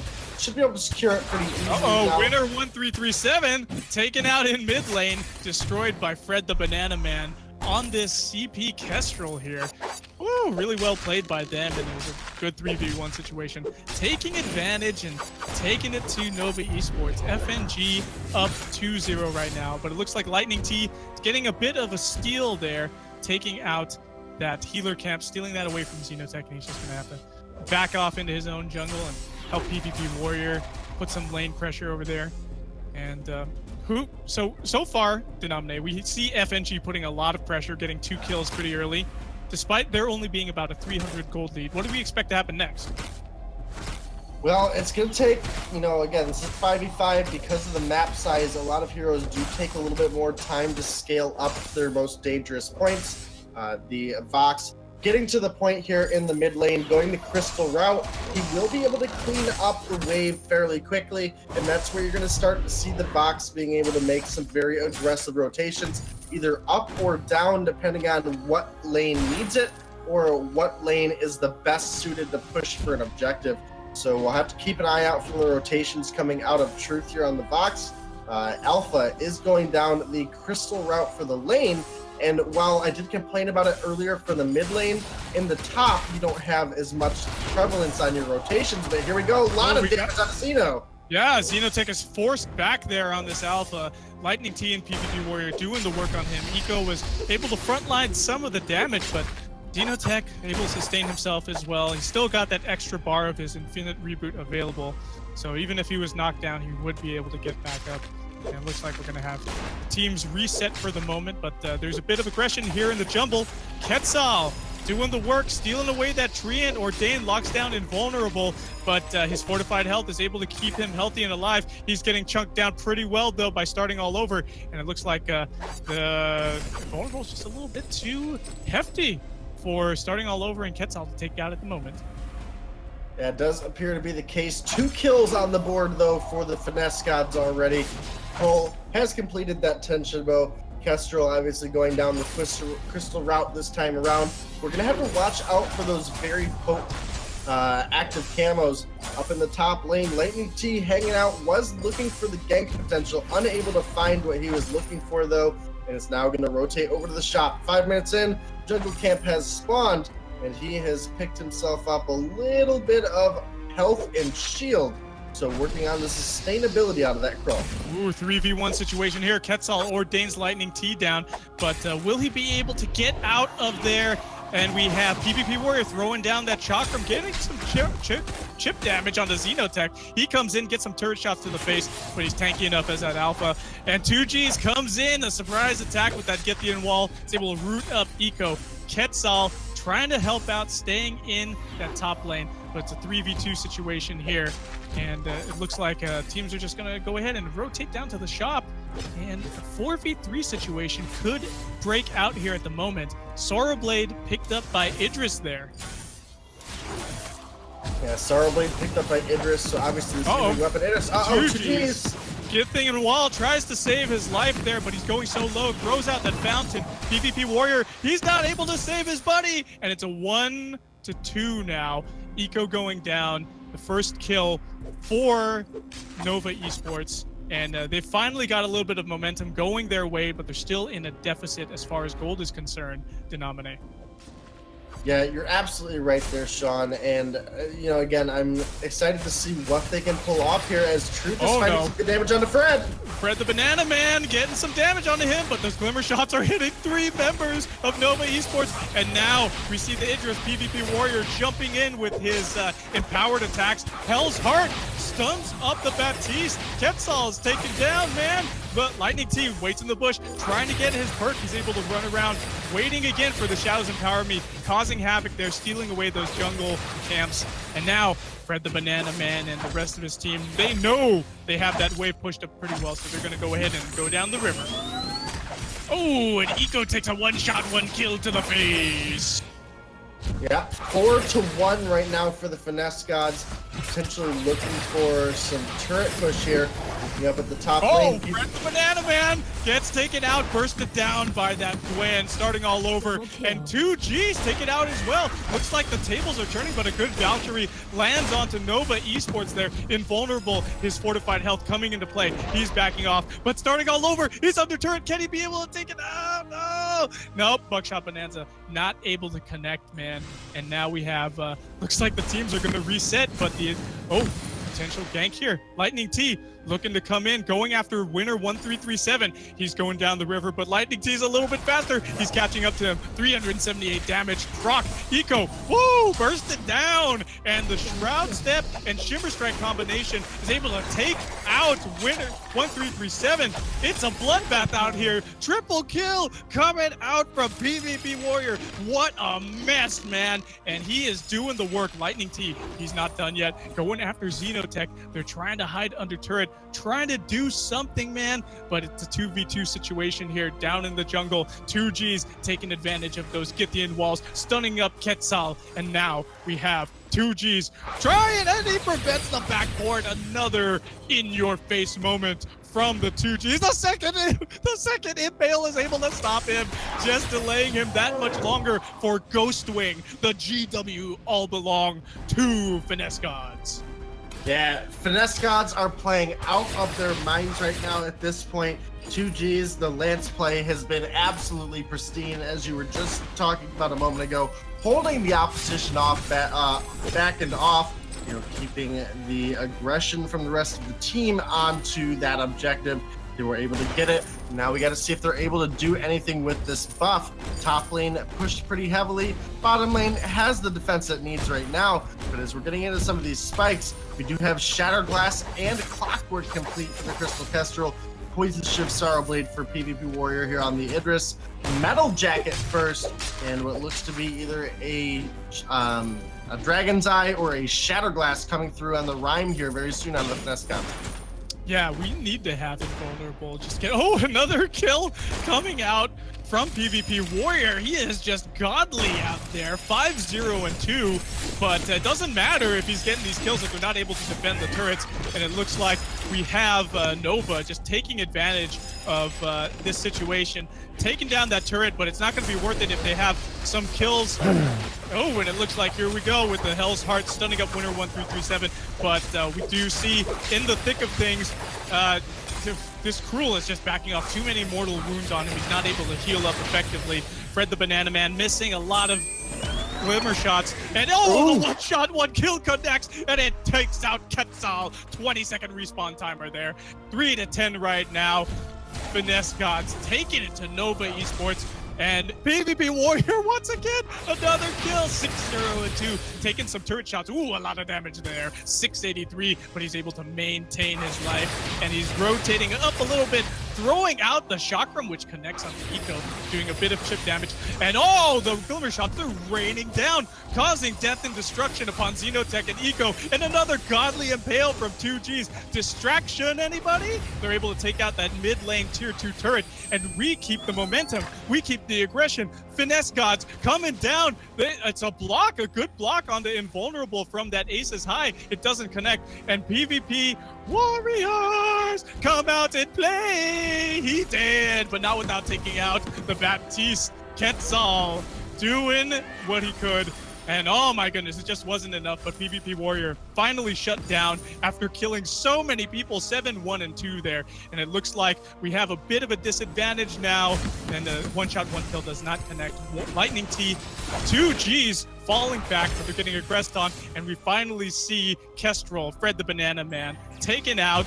2-2-3 on him. 2G's, what are you doing, dude? Are you going to be able to make out one of your godly plays here? Throw that Githian wall, and you get out of there right by the skin of your teeth. Another death across the board. Lightning T takes out winner 1337. What a sneaky guy. Yeah, that was such a crazy fight there breaking out, Sean. It was back and forth nonstop. Possibly one of the longer fights we've seen so far in 5v5. But now looking at the finesse gods, it looks like they're coming up for Xenotech. Can they get him? Oh, can they get him? They're going so low, but he's able to get out of there with Prime Directive. Takes that Treant, and he's not able to take it quite yet. He just gets out of there, but Lightning T is going to be able to steal that away. And it looks like Eco taken out and destroyed in that bush in the top lane there. And Finesse Gods doing the work here right when you think that we're going to be having a evenly matched game 3 denominate. Another turret gets destroyed, and we have a 6-4 turrets going in advantage right now of the Finesse Gods. Quetzal getting a little bit of chip damage onto him, invulnerable, surviving as this invulnerable Rhyme at 2-0-1 at the moment. And we have Ghostwing gonna be potentially stolen away. Do they know this is happening? Will Nova Esports be able to take them? PvP Warrior doing the work. Woo, 680 damage on him, but he's still able to take out the Alpha. Xenotech, what are you doing, dude? You're supposed to survive versus an assassin, man. And Ghostwing is captured by Finesse Gods. Another Ghostwing goes in their favor. They've been capitalizing Denominate. Woo, look it down in the bottom lane. We've got 2Gs. Oh, 2Gs is small Gs now. But you know what? Still good, because there's a 4v4 situation here in the jungle. Will they be able to do anything about it? Invulnerable going in, throwing down some of those Winter Spires, and it looks like the teams will finally be backing off and give my voice a rest. Yeah, absolutely. A rest well needed for you going forward, Sean. One shot, one kill coming out, but missing the target as we have the Finesse Gods. Just a couple seconds, about a half buff remaining on that Ghostwing buff, and they need to capitalize on it while they can. That requires them picking the right fight. They've got a spot onto Eco.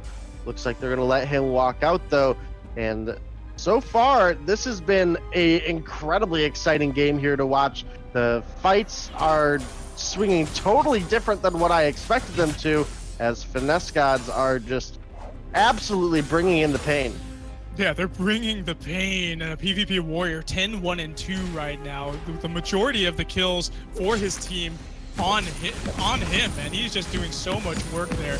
And it looks like we have Finesse Gods actually rotating up, seeing if they can get this Black Claw right as he lands. It's a beautiful thing to see that majestic creature land on the fold near those orange Halcyon crystals. And we'll see if they can be able to take this, and it looks like it might go uncontested. We have Xenotech, winner 1337, Quetzal just standing around. Do they know this is happening? They don't have vision down to nominate.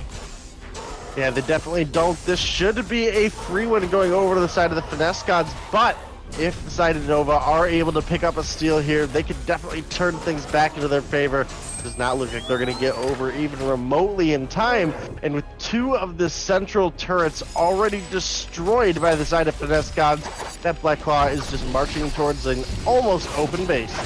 Ooh, he just starts off right there with that scream and a roar, and he knows he can walk around the two destroyed turrets.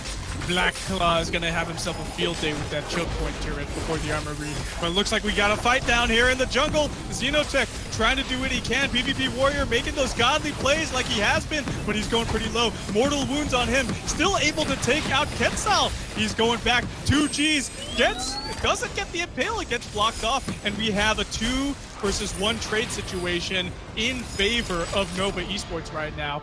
And it looks like we have Invulnerable getting impressive here on this Rhyme. Doing the work, and all the time Black Claw has been working on the base to nominate. Woo! Fred the Banana Man!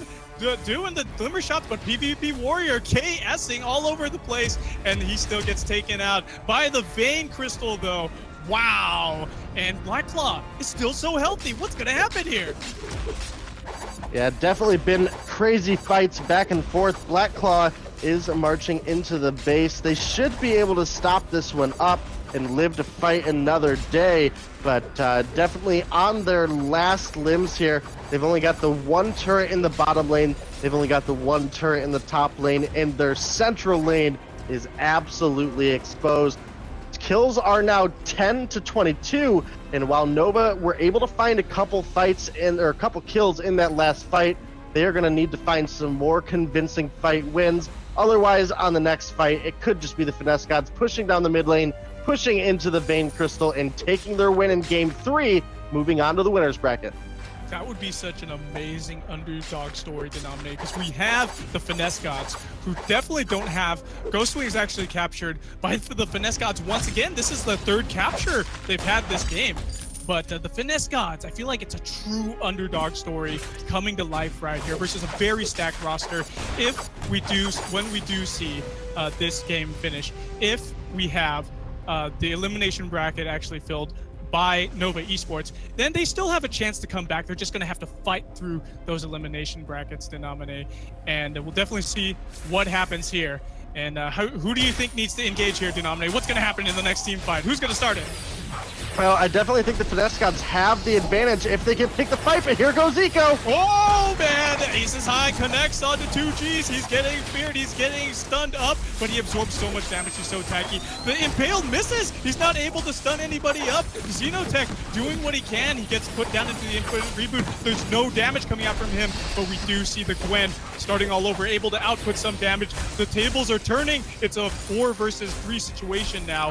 Ghostwing's buff is still enabled here, and now we have PvP Warrior doing the damage, taking out Eco. He's able to smite him down, take him out, but they trade, starting all over and him kill each other in the lane there. And now we have Fred the Banana Man and Invulnerable up against Xenotech. It's not a good situation there, man. Nope. That's an ace! That's an ace to nominate. This is it right here. This is the final push from Fred the Banana Man and Invulnerable, the invulnerable, untouchable Rhyme. He has 0 deaths.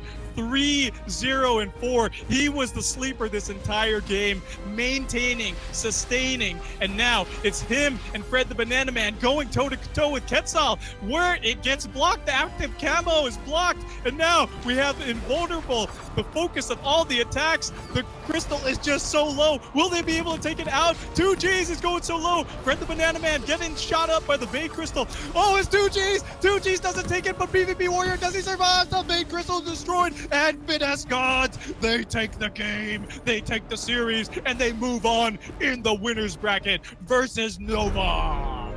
Absolutely fantastic play coming out of both of these teams. After witnessing Nova's win Game 1, I thought they were going to take a clean 2-0, but the Finesse Gods, they came together in Game 2. They put together what they needed to do to win. They moved on to Game 3, and in a 19-minute, almost 20-minute game, Finesse Gods closed this one out 27-14.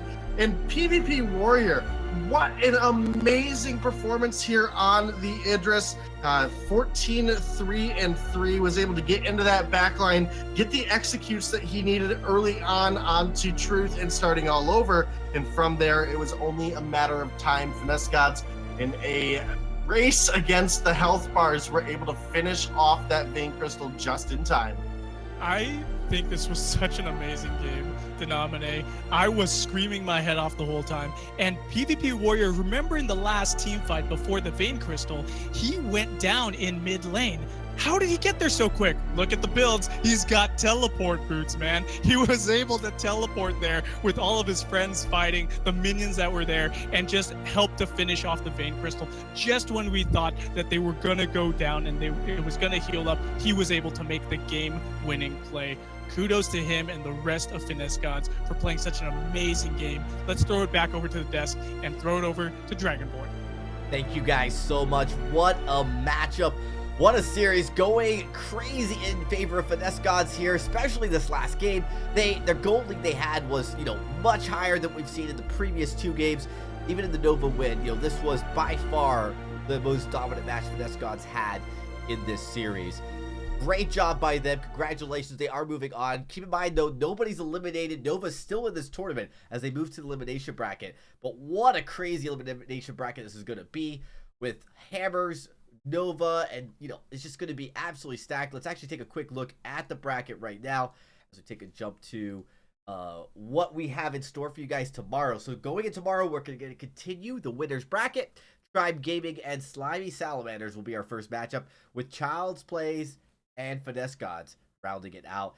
Pretty awesome two teams to see. Again, some of the best Vainglory and 5v5 action you could get right now. So make sure you guys tune in tomorrow, 6 p.m. Eastern. You're not going to want to miss it. It's been a long night, though, so I'm going to say from myself and the casters to you, thanks to everybody for coming out and watching. Make sure you guys tune in tomorrow, and we appreciate all that the community has done for VIS League here. We've got a lot more games to play, so don't go anywhere. We have all the way till Sunday matches to happen. Till then, good night, everybody.